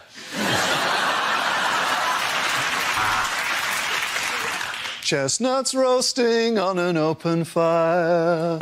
Christmas with a vegan. This is your Christmas and birthday present. Yes, it is a turkey with 16 candles stuck in it. We always have a goose here at Christmas. I don't know why, really. Its conversation's terrible and it shits all over the floor.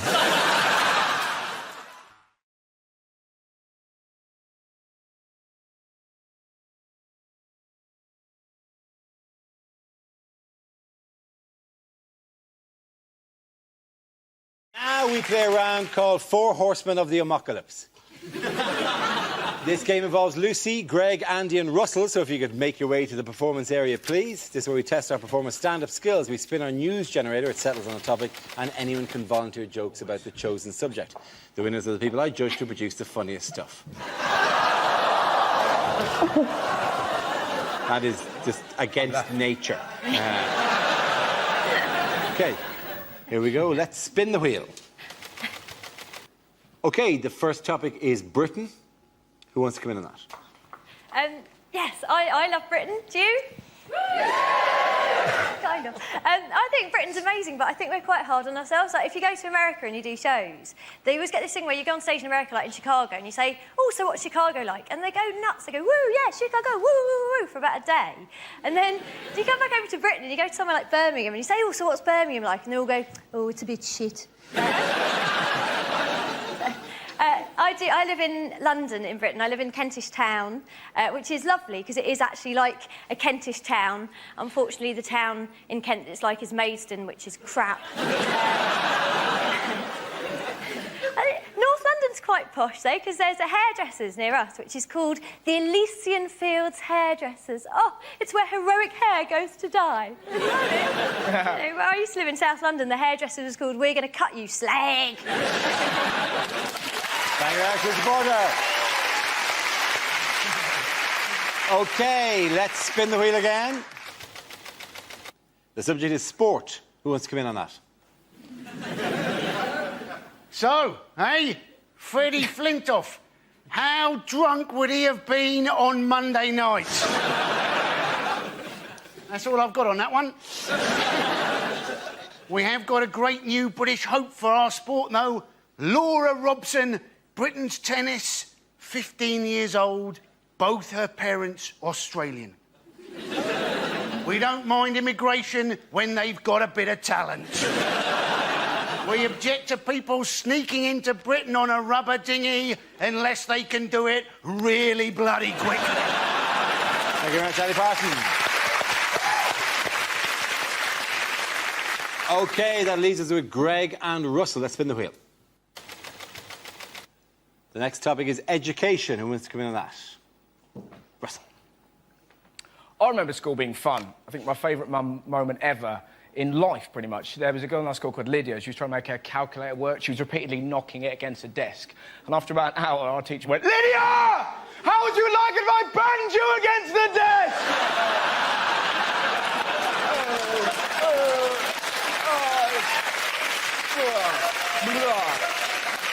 It's the greatest day of school. But now it's more sinister, isn't it? Like, they're now talking about teaching 5-year-olds sex education. Of course, people are very angry. It's disgusting! It's too much! Like, calm down. Not going to teach them technique. Right, this is how I like to do it, kids. That's right. Kids aren't going to run home, put dolls around a toy car and go, "Look, Mum, they're dogging, they're dogging." It's going to be some poor teacher trying to talk to 5-year-olds about love. Can you imagine a harder job? "Hello, children. I'm here to teach you about love." "Good luck with that, mate. I'm off to lick that tree." Thank you very much, Russell. OK, Greg, let's see what topic you've been left with. Let's spin the wheel. And the topic is the human body. I have to tell you that being a tall man in this country is tedious, ladies and gentlemen. Tedious, because in small towns throughout the country, there are a series of jokes prepared by the locals on our behalf. I'll be walking innocently into a local pub or down the street, and I'll get several jokes. One of the jokes might be this. Just to give you an example of the level we're talking about. Another joke might be, "What's the weather like up there?" It's freezing. There's a massive climate change in this amount of space here. You toothless buffoon. And probably the most offensive example of this is genuine. I was at a cash point and there was a little old woman in front of me at the cash point tapping away with her claws. And I'm sorry, I'm just quite angry about this. And when she'd finished, bless her heart, she turned around and she hadn't seen me. She turned around and she went like this. "Oh!" Maybe not that sexually. She said, "Oh!" And then with no hint of irony at all, she asked me this question. "Would you like a job at my house, changing light bulbs?"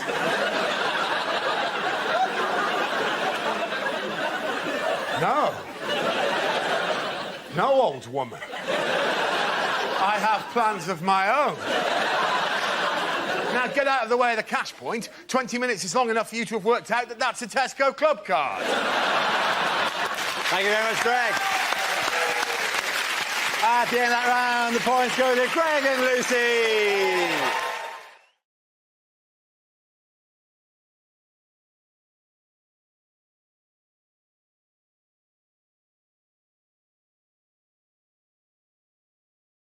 Now we come to scenes we'd like to see, so if everyone can make their way over to the performance area, I'll read out this week's topics, and then we'll see what our panellists can come up with.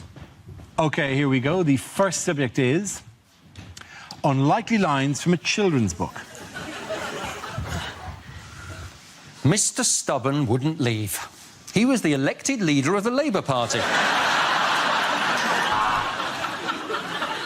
I'll huff and I'll puff and I'll blow you, Keith Vaz.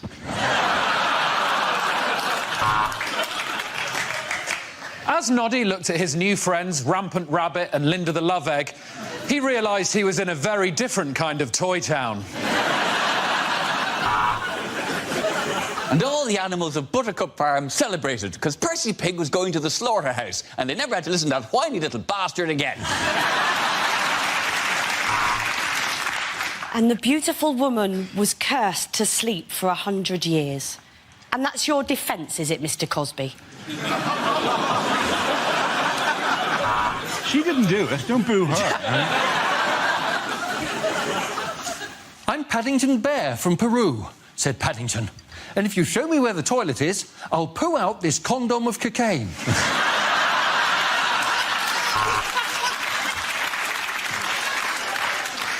It's the absolutely horrific follow-up to Netflix and Chill. Swallows and Amazons. And was there a happy ending? Well, the prince did love massage parlours. I will never tell you my name. You will have to guess my name, said Rumpelstiltskin, really holding up the queue at Starbucks. From under the bridge came the voice of the troll. Where? Women can't be Ghostbusters, send!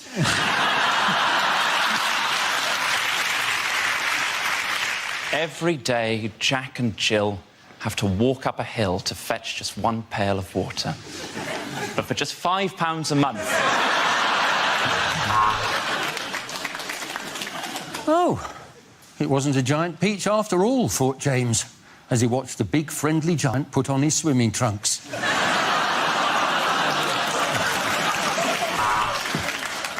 He pushed aside the clothes, and there, at the back of the wardrobe, found a magical land of nipple clamps and lube.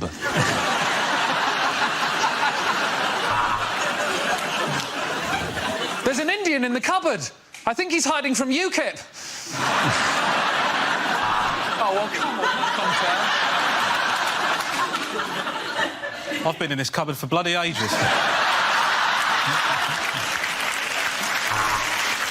OK, the next topic is things you wouldn't hear on a quiz show. You've already used your 50-50 to narrow down the options to A, in, or B, out. Mr. Cameron, are you sure you want to ask the audience?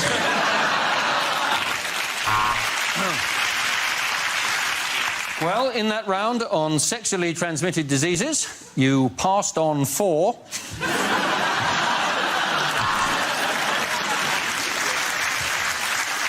We asked you for things that start with an E. You said, a great night out with the lads. Welcome to Britain's only quiz about birds of prey. Fingers on buzzards, please.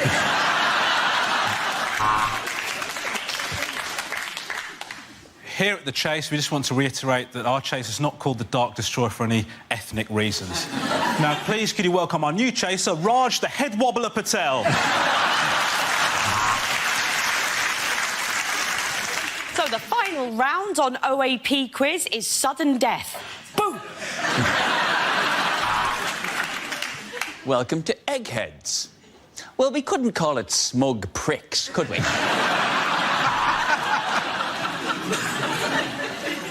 Welcome to Tipping Point, for people who are too thick to follow the chase. Name, Keith Vaz. I mean, Jim. Occupation, MP. I mean, washing machine salesman.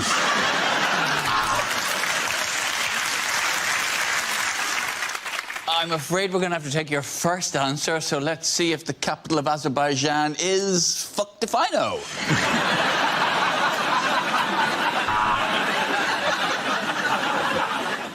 Is that your final answer? I'll marry someone else then.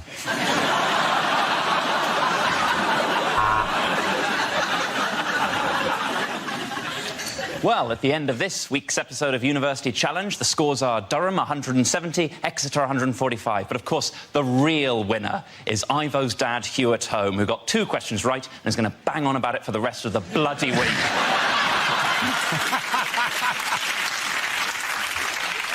Well, we've given the contestants their meth and sent them to Hampton Court. Welcome to the Crystal Maze.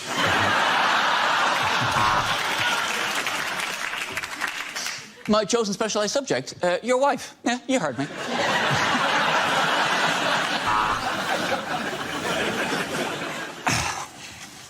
I've started, so I'll finish.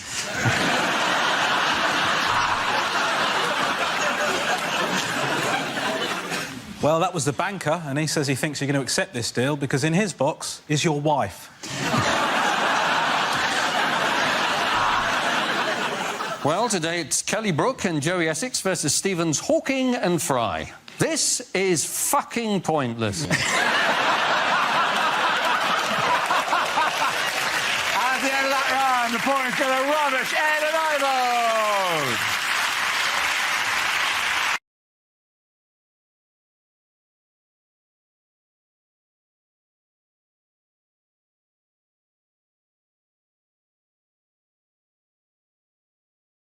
Now we play a round called Mock the 9 o'clock news. This game involves Zoe, Stuart, Andy and Russell, so if you could make your way to the performance area, please.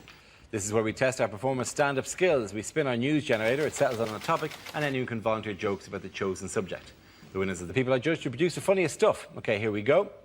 Let's spin the wheel. The first subject is finance. Can I have a volunteer to talk about that? Andy. British Airways, their answer to the credit crunch, they've asked their employees, can you come into work for nothing for a month or take a month off unpaid? There's a tricky choice, isn't there?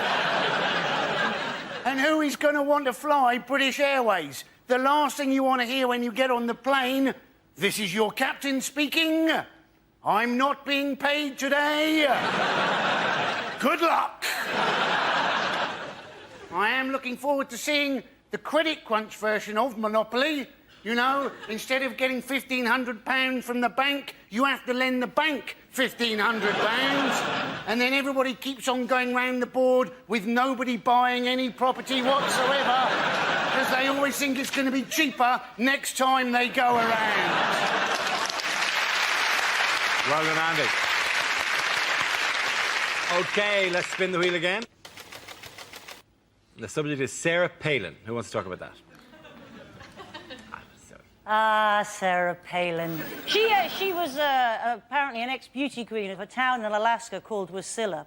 And the press were very keen on this. They kept saying, you know, the beauty queen, Sarah Palin, the ex-beauty queen, the beauty queen, Sarah Palin. Let me tell you something, people. Wasilla is a very, very small town.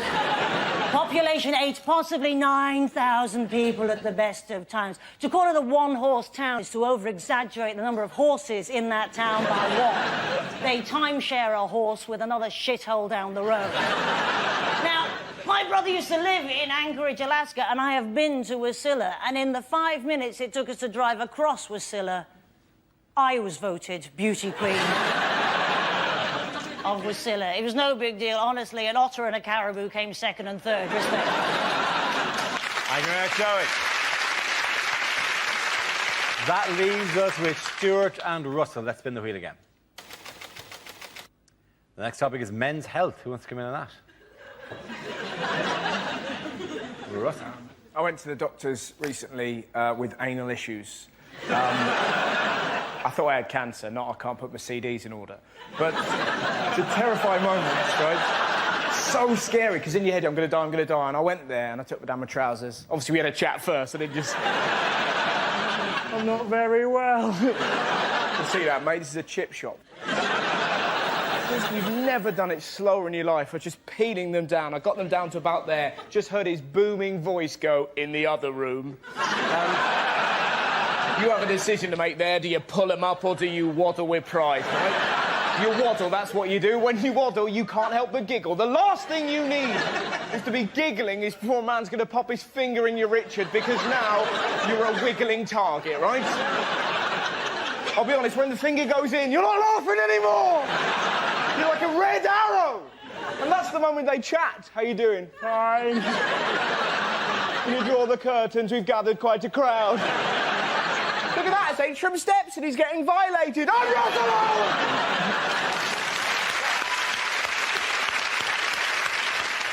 OK, Stuart, let's see what you've been left with. Let's spin the wheel. And the topic is school. You are looking at a very proud Canadian who is very proud of the education system in Canada. No, I was horrible in school. I failed math so many times I can't even count. I preferred French over chemistry because the chemistry teacher and I just didn't have any, rapport. One teacher said I'd be a better student if I spent less time flirting. I immediately jumped off his lap. One teacher used to always say I wasn't very observant, but you know what? That was his or her opinion.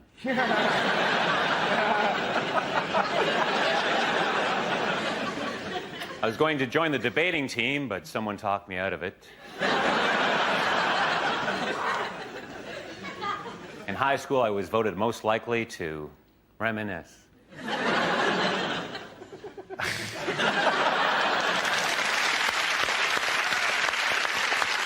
Okay, at the end of that round, the points go to Zoe and Stuart.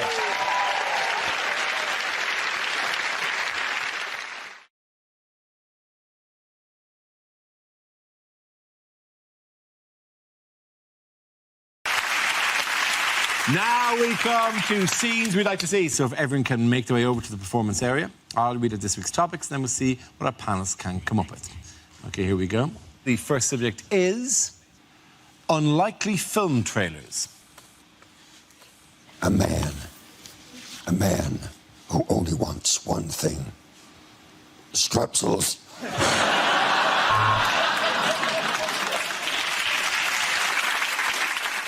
In his toughest assignment yet, Peter Parker has to pick a peck of pickled peppercorn.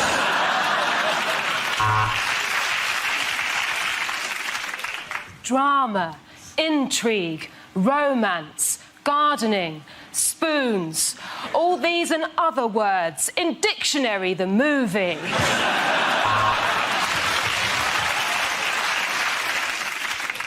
All your favourite administrators are back in Human Resources 2.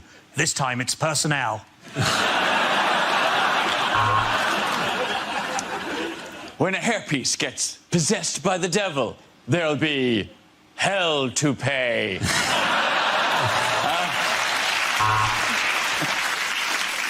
He loves sex, but he has no arms. Which position will he choose? Missionary impossible.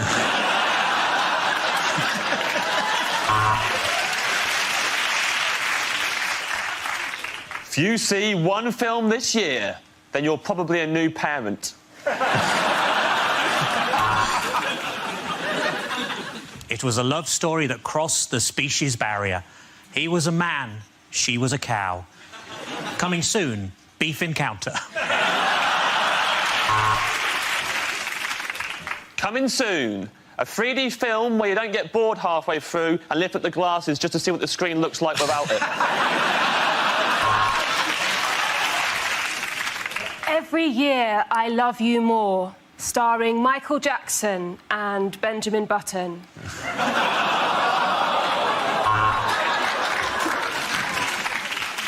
Coming soon, a story of premature ejaculation.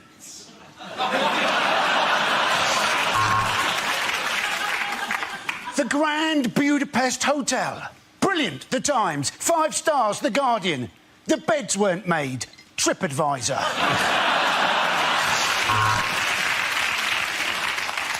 Part man, part machine, part bird, part drum.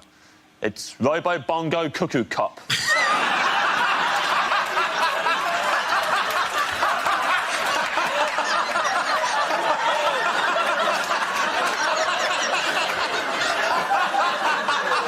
Thank you very much. A group of Greeks try to get away with their money. Chicken Run.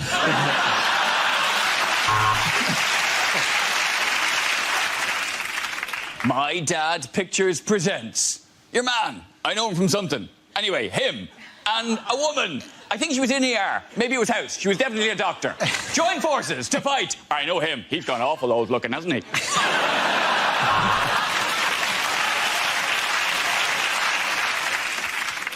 It's the bromance of the year. Ed and David Miliband star in What the Fuck Was the Point of That Then?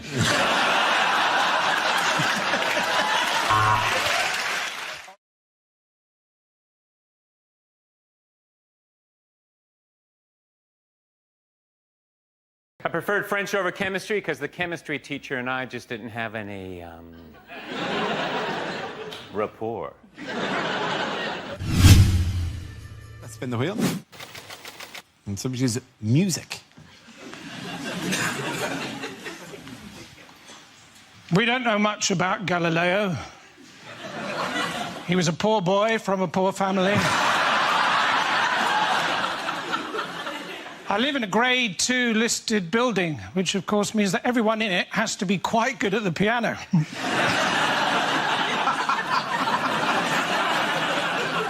I'd like to take the band ABBA out for lunch, and if I could, I would, my friend.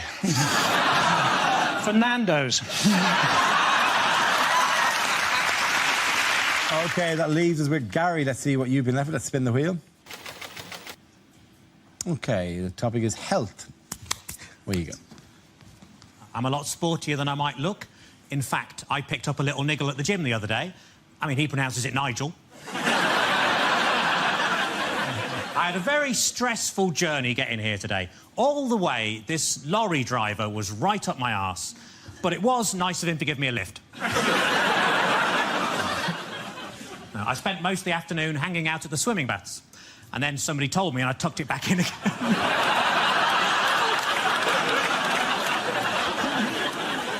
I put on a lot of weight recently, so I rang up Weight Watchers. I said, it's an emergency. Can you send somebody round? And they said, yes, we can. We got loads of those.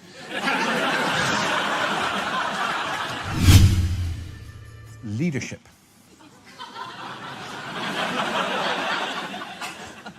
Leadership looks fun, but it's stressful. Just look at anyone leading a conga. On the outside, it looks brilliant, having a great time all the time, just...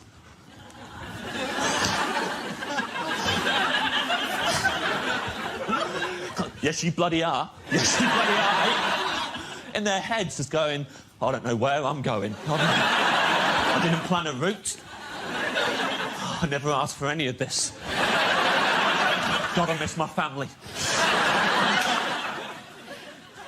Everyone's trapped in the conga. The topic is school. You are looking at a very proud Canadian who's very proud of the education system in Canada. No, I was horrible in school. I failed math so many times I can't even count. I preferred French over chemistry because the chemistry teacher and I just didn't have any, rapport.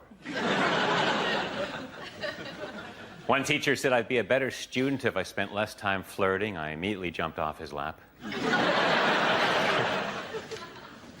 One teacher used to always say I wasn't very observant, but you know what?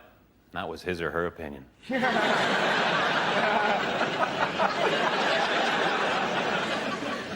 I was going to join the debating team, but someone talked me out of it. In high school, I was voted most likely to reminisce.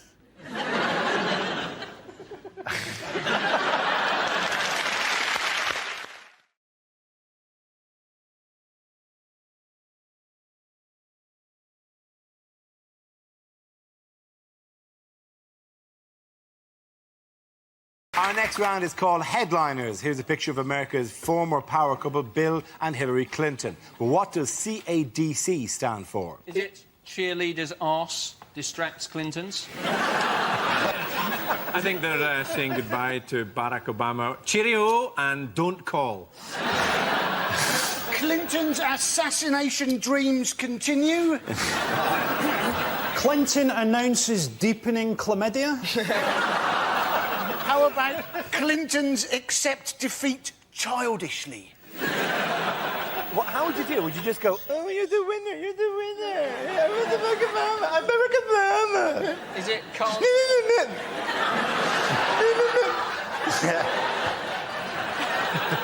Is it chimpanzee amazes drugged couple? He's just like that, and they're like... That would amaze me. I'm sorry, no drugs involved, but that would amaze... If a chimp went, you go, that is one hot chimp. Come on, that would amaze you. If you can that. train them to move a piano... or make tea. To be honest, how much money would you love to go to London Zoo just to see one day a pole dancer training a monkey how to dance? Let's do it. We've got clout. when he's in the highest office now, when you're premier. To be honest, that is #1 on the list. Is it Clinton's address Democratic Convention? It is, of course. Well done, Hugh. Very good.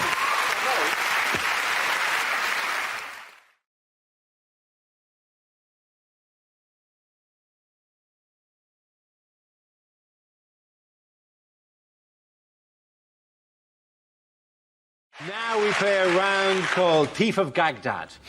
This game involves Ed, Jack, Andy and Russell, so if you could make your way to the performance area, please. This is where we test our performers' stand-up skills. We spin our news generator. It settles on a topic and anyone can volunteer jokes about the chosen subject. The winners are the people I judge to produce the funniest stuff. OK, here we go. Let's spin the wheel. First subject is sleep. Edbert. Does anyone here sleep with someone who snores? Yes? Well, I envy you, because I lie awake next to someone who snores. My wife snores terribly, and part of what keeps me awake is lying there going, how do you sleep through this? I can't sleep through it, I'm only next to it. The noise is inside your head. And how come you can sleep through that? But the sound of me making a sandwich in our kitchen, that wakes you up. There is no way me making a sandwich makes more noise than you're making right now. She snores so... She said the cutest thing to me one time, though. She says, do I not sound like a kitten purring? Bless. No. You sound like a cat drowning in porridge. If I had a kitten made that noise, I'd put it down. Apparently she had her nose broken a couple of times when she was a kid. Didn't teach her, she's still bleeding snoring. Thank you very much, Ed. OK, let's spin the wheel again. Subject is health. Andy Parsons. With flu jabs now, what they do, don't they, is they put a little bit of flu into you to help you combat the flu. I was thinking by that argument, surely you should be able to have the odd cake to help you fight obesity. Because let's face it, you can do too much exercise, can't you? You know, did you see Madonna's arms? They didn't look right, did they? It's like half human, half Terminator. Of course, that's a problem when you're always picking up small African children going, no, no, no. Thank you very much, Andy. OK, the leads are Russell and Jack. Let's spin the wheel. The next subject is television. Who wants to come into that? Jack. I get very frustrated with pretty much everything on television. I find adverts at the moment particularly annoying, like the banking adverts, because they're trying to portray bankers as being nice people. Like, they've got this one at the moment for, like, a mobile bank that travels around the country, and you walk in and there's your friendly local bank manager acting like a hairdresser, like, nattering away. You know, you walk up to the till, it's like, oh, how was your holiday? I went camping. Oh, why did you go camping? Because you lost all of my money! Decided the only option I've got is just to not watch TV at all, because everything annoys me. And I've got quite a lot of people that pressure me into doing that as well. Like my dad, he's quite old-fashioned. He's always saying, you don't need to watch television. You should do other things, better things, more edifying things. Don't watch TV, Jack. You should read. Read the great novels. They're entertaining, they're educational. Even read the Bible. The Bible is engrossing. It's enthralling. The stories of Jesus, they're encapsulating, they're invigorating. I'm like, no, Dad. If I wanted to be entertained by 12 people sat round a table trying to impress some bearded Jewish know-it-all that thinks he's some kind of deity, I will watch The Apprentice. Thank you very much, Jack Whitehall. OK, Russell, let's see what you've been left with. Let's spin the wheel. That's fitness. Could have been camel toes. Now, I was in the gym the other day. I was in a locker room, and a 5-year-old boy ran in and jumped into a locker. Now, sometimes you know you're just going to have an incident, right? You could hear him in there giggling, and you knew what he was going to do. He was going to jump out and scare his mates, because his mates appeared seconds later, like, where's Stephen gone? Where's Stephen? He was there a minute ago. This is most irregular. And he waited, not for his mates, but for 3 huge naked men. It was fantastic. They were kind of walking past, and this little kid leapt at those men like a cat with rabies. It was incredible, right? Just from nowhere, the noise they made, I've never heard a noise like it. They sounded like a tugboat getting molested.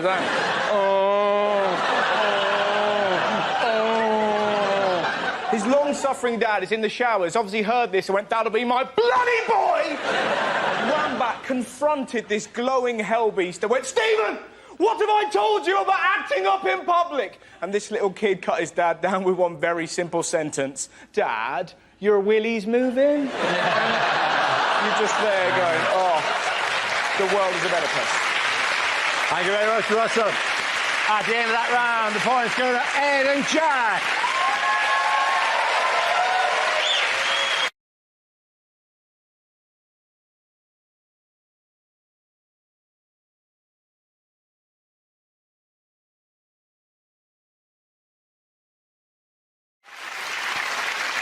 Now we play a round called Mock the 9 o'clock News. This game involves Zoe, Stuart, Andy and Russell, so if you could make your way to the performance area, please.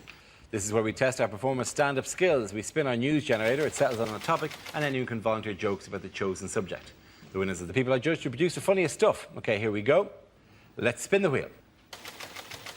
The first subject is finance. Can I have a volunteer to talk about that? Andy. British Airways, their answer to the credit crunch, they've asked their employees, can you come into work for nothing for a month or take a month off unpaid? There's a tricky choice, isn't there? And who is going to want to fly British Airways? The last thing you want to hear when you get on the plane, "This is your captain speaking. I'm not being paid today. Good luck." I am looking forward to seeing the credit crunch version of Monopoly. You know, instead of getting £1,500 from the bank, you have to lend the bank £1,500. And then everybody keeps on going round the board with nobody buying any property whatsoever because they always think it's going to be cheaper next time they go around. Well done, Andy. OK, let's spin the wheel again. The subject is Sarah Palin. Who wants to talk about that? Sarah Palin. She was apparently an ex-beauty queen of a town in Alaska called Wasilla. And the press were very keen on this. They kept saying, you know, the beauty queen, Sarah Palin, the ex-beauty queen, the beauty queen, Sarah Palin. Let me tell you something, people. Wasilla is a very, very small town.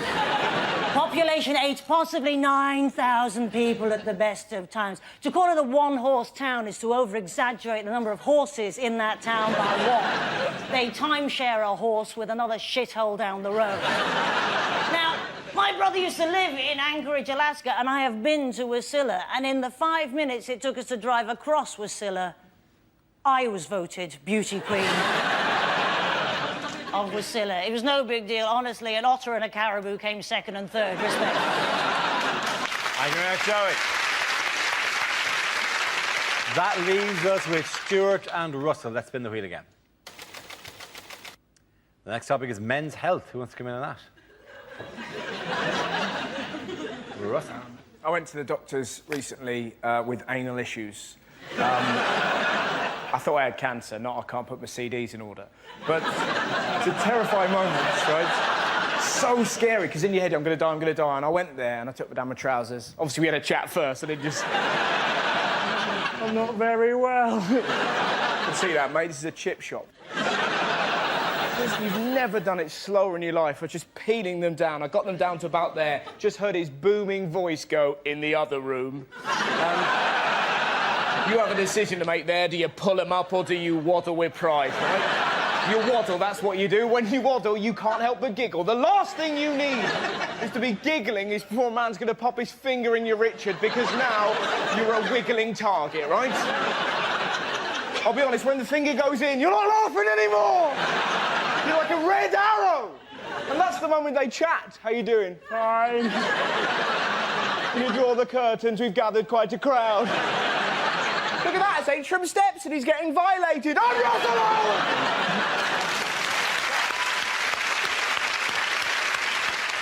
OK, Stuart, let's see what you've been left with. Let's spin the wheel. And the topic is school. You are looking at a very proud Canadian who's very proud of the education system in Canada. No, I was horrible in school. I failed math so many times I can't even count. I preferred French over chemistry because the chemistry teacher and I just didn't have any, rapport. One teacher said I'd be a better student if I spent less time flirting. I immediately jumped off his lap. One teacher used to always say I wasn't very observant, but you know what? That was his or her opinion.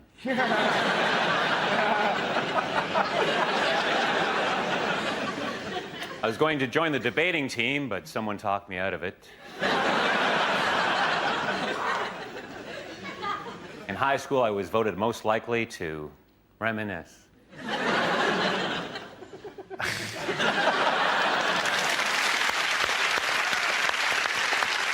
Okay, at the end of that round, the points go to Zoe and Stuart.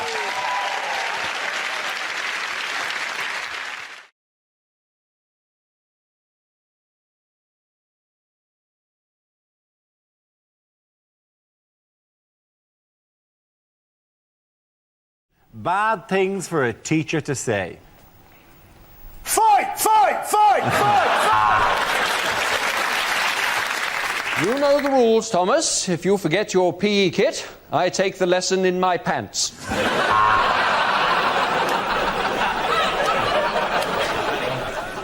I'm a gun runner, robber and murderer, but the Home Office think I'm clean. Are you chewing, boy? This is the worst blowjob I've had all day.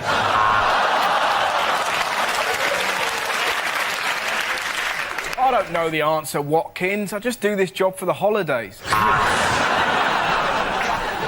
It turns out you're not dyslexic, you're just really, really stupid.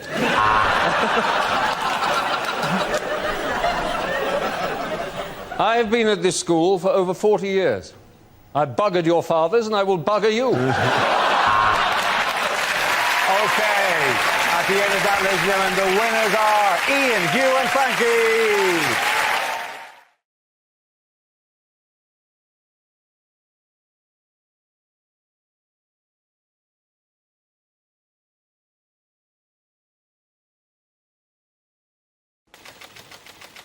The first subject is travel. Who wants to come out? Andy Parsons.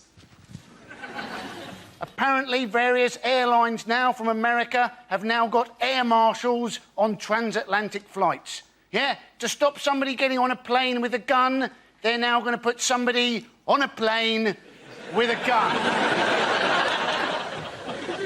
You also get these machines now at airports which apparently will cling film your entire suitcases for you as a security measure. Now, that doesn't seem to me to be a fantastic way to stop theft, right? Let's face it, when you cling film your sandwiches, you don't then go, oh, my goodness, how am I going to break into them? And I've never heard anybody go, have you locked the front door? And somebody else go, no, but don't worry, I've cling filmed it. Andy Parsons.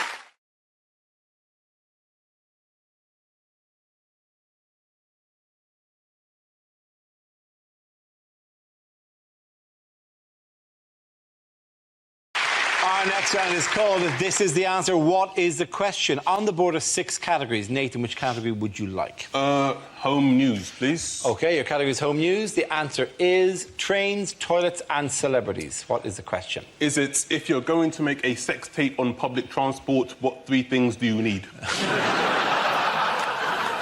What 3 flavours come through when you're tasting English wine? Is it, according to the coalition agreement, what 3 things do the Lib Dems have responsibility for? Is it name 3 things I've left my umbrella in? Is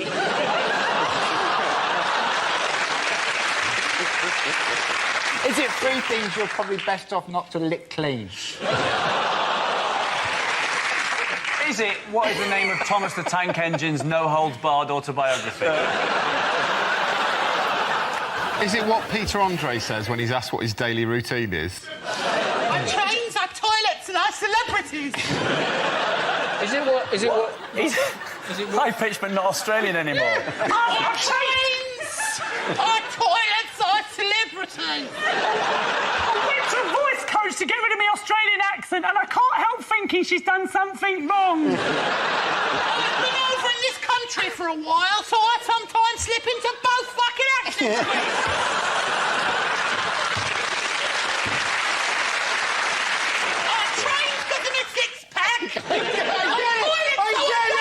I don't miss my jeans! And then answers the celebrities are making the money for the kids!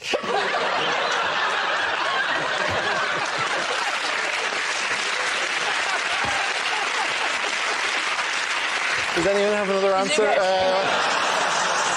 What do we do better than Morocco?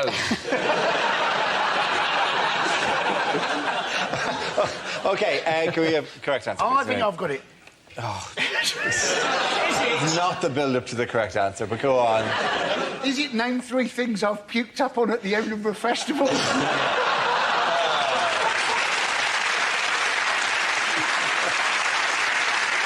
know the answer, Dara. I'll give you the real answer, Dara. Will you give me the real answer? What are the 3 main talking points on a saga holiday? Easy. Is it 3 things that are full of shit?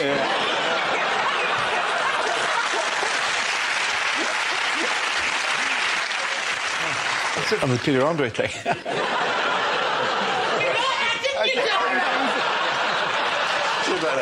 Where it makes the money for the children. That was it. Is it? No. What 3 things were most complained about at the Queen's Jubilee? If you can do that in a proper voice. OK. But these things were most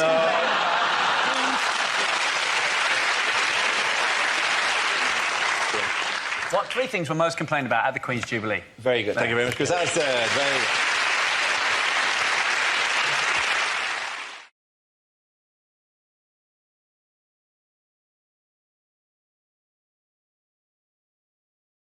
OK. The next topic is unlikely things for a continuity announcer to say. On ITV2 next, what Katie did next. Which I'm guessing is get her tits out and marry some thick prick for publicity purposes.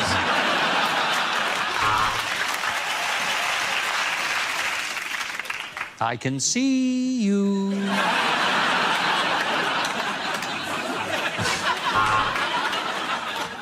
A very special episode of Songs of Praise now, coming live from Stringfellows. That was Game of Thrones, and if you're affected by any of the issues raised in that show, what the fuck is wrong with your family?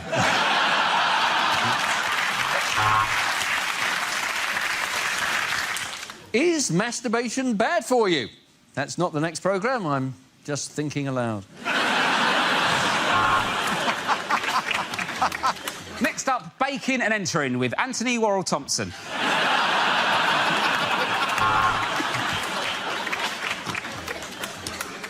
Next up, Ross Kemp meets one of America's toughest gangs. But before that, a minute's silence for Ross Kemp.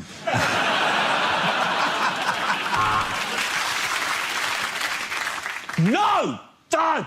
This is bullshit! Hate it when the eggheads win.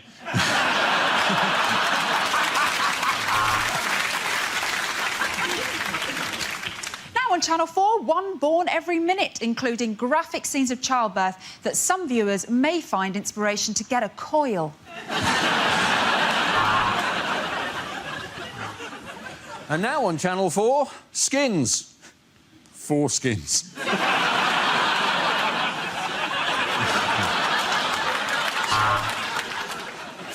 Next up on Channel 4, +1, -2, divided by 3.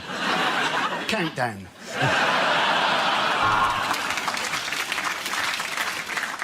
Next up, we have literally the only episode of Top of the Pops 2 we're allowed to show. That was Mock the Week. Wasn't it weird when one of them said the exact same thing I'm saying right now? Still, talented fella.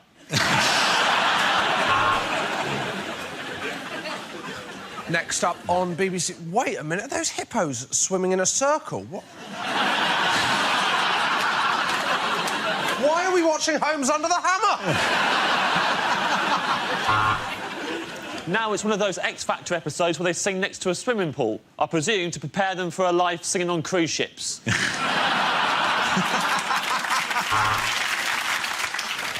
You're watching the adult channel +1, because that Viagra's taking a while to kick in.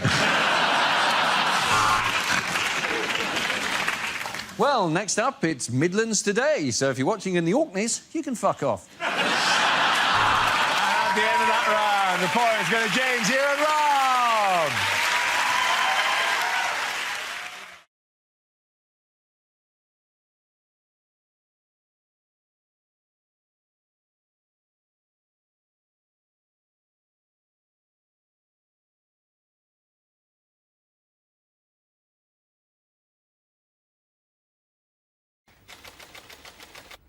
Subject is the West Country.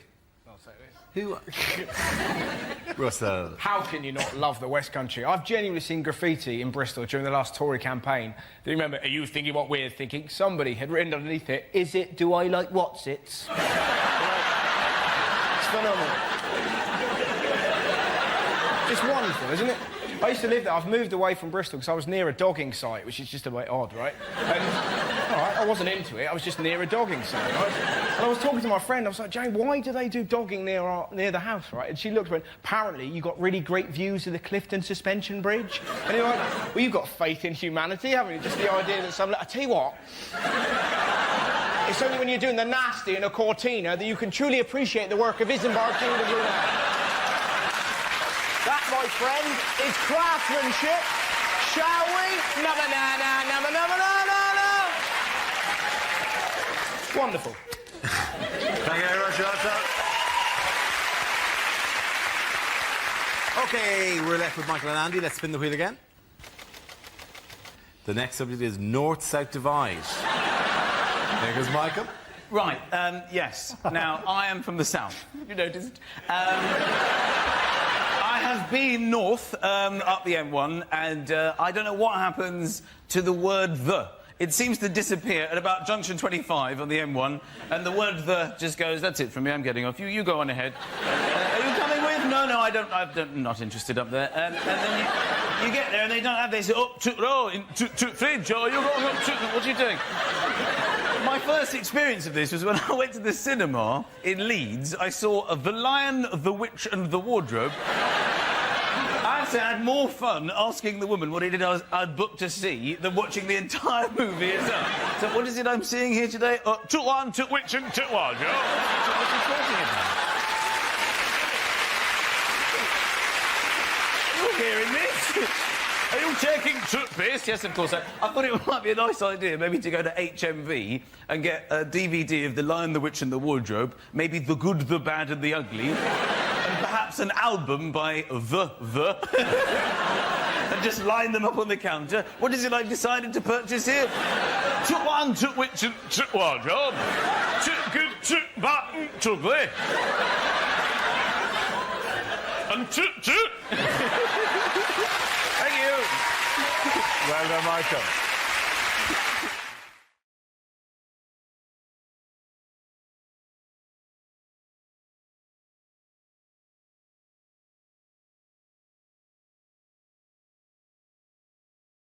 Lines you wouldn't hear in a James Bond film.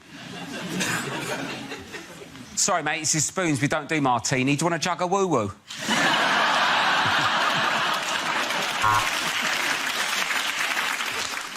We've invented you a new phone bond. It's exactly the same as the old phone, but you need to buy a new charger. We've got the latest news on Thunderball 007. No one won last week, and it's a rollover.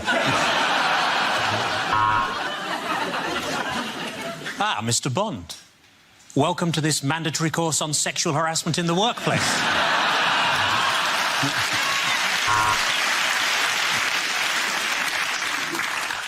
Hi, the name's Bond. It's not actually 007, they're zeros. Otherwise, I'd be called, ooh, 7. Mr. Bond, I'm very flattered by your advances, but you are a complete stranger. You work for my enemy, and I am menstruating very heavily. Bond, meet your children, 005, 003 and 0018 months. You want my full name, of course. It's Bond. James Skipton Building Society, fixed rate, 1 year, Bond.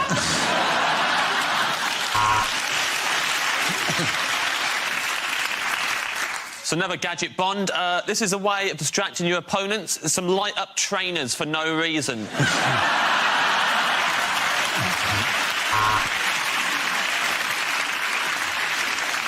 Easter Bond, I have one question for you. Does this testicle look swollen?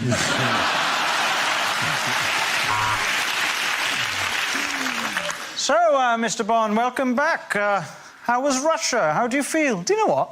Rested. Mr. Bond, we just want to check that you understand how to use the new equipment. You know you can swipe left, don't you? Blofeld? No, I've never even met Felt.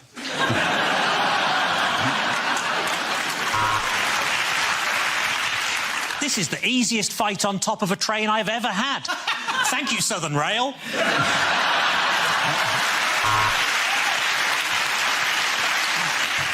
Whoa, whoa, whoa! I've got a girlfriend. No, thank you. The point goes James, here and Gary.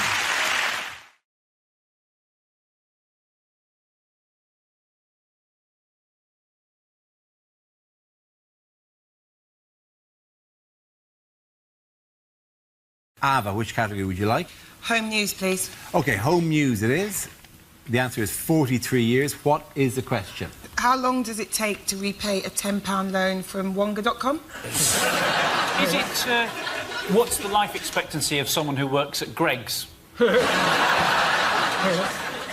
What is the average Silverstone lap time for a Formula One car on Pirelli tyres? Is it how long is too long to be out for if you say I'm just popping down to the shops for a minute?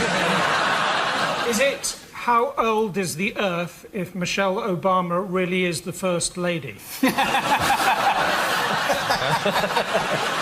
Is it how old did Dara look when he was 25?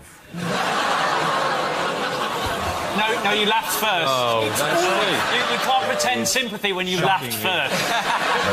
It is, in fact, how long have my parents regretted using pulling out as a contraceptive?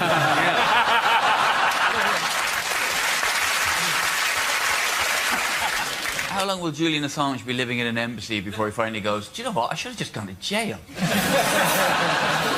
Is it, if Ed Miliband remains leader, how long will it take before Labour get back into power? What is the MILF age of consent?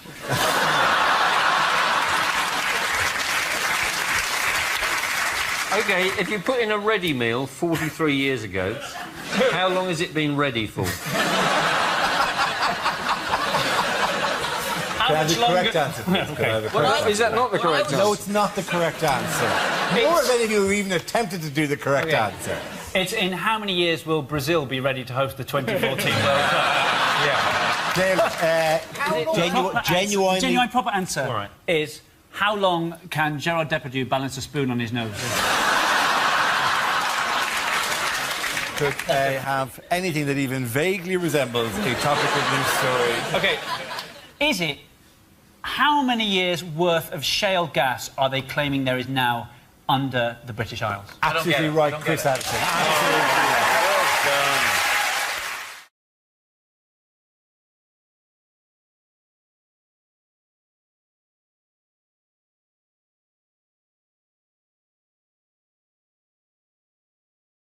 Now we play a round called School of Hard Mocks. This game involves Rob, Andy and Stuart, so if you could make your way to the performance area, please. This round is a stand-up challenge. I launch a wheel of news and wherever it chooses to stop, one of our performers must step forward and talk about that subject. The winner is whoever I think is the funniest. OK, here we go. Let's spin the wheel. The first subject is consumerism. Who wants to come in on that? Andy Parsons. So we always like to have a go at politicians, don't we, for getting us into debt. But we're also addicted to debt, aren't we? People waste their stuff. You know, loads of nonsense, isn't it? Things like personalised number plates. Don't ever do it. Anybody can get a personalised number plate, yeah? You can change your name by deed poll for a tenner, right? Just change your name to your car registration number.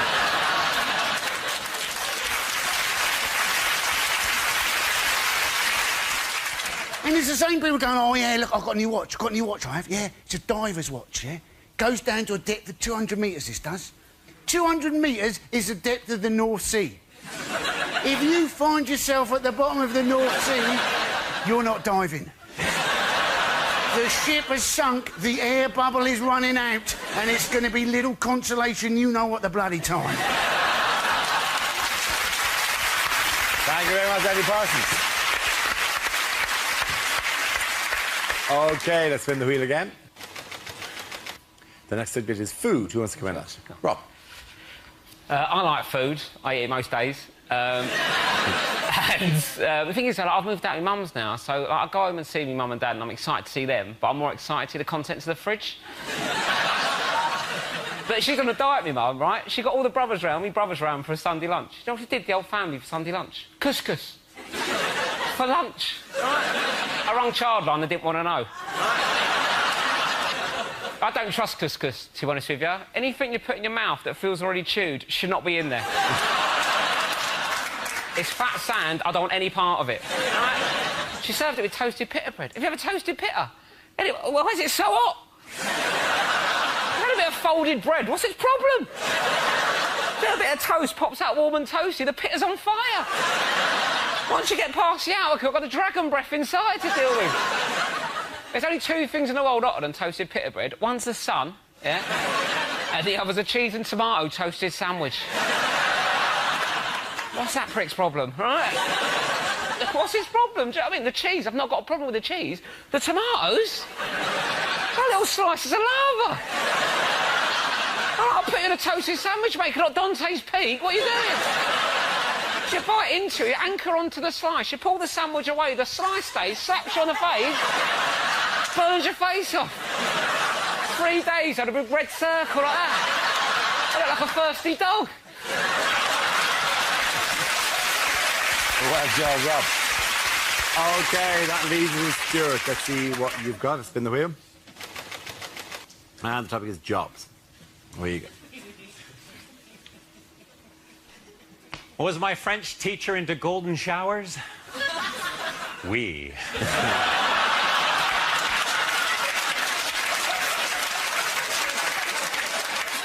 I'm a Canadian comedian, but if people think I'm Russian, Soviet.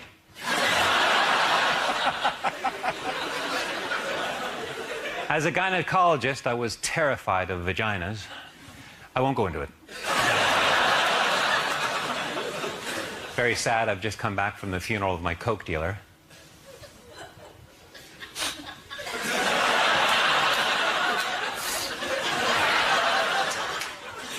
I was fired as a Boy Scout leader. I wasn't prepared for that.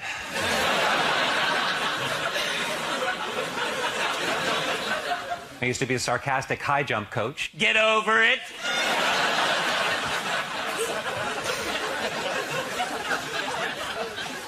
I used to be a professional table tennis player in Southeast Asia, and recently I went back for a big party. Oh, it was a real Hong Kong ping-pong ding-dong.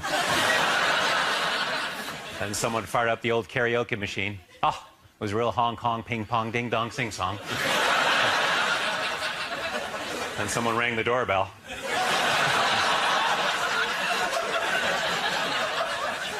Cops. It was the cops. I used to be a cop. One night a guy asked me if he could urinate on my wrist. I said, not on my watch. Thank you very much. Good night. Thank you very much, Stuart Francis. Points there for Stuart and Rob and Andy. What the hell? Come on, everyone gets points.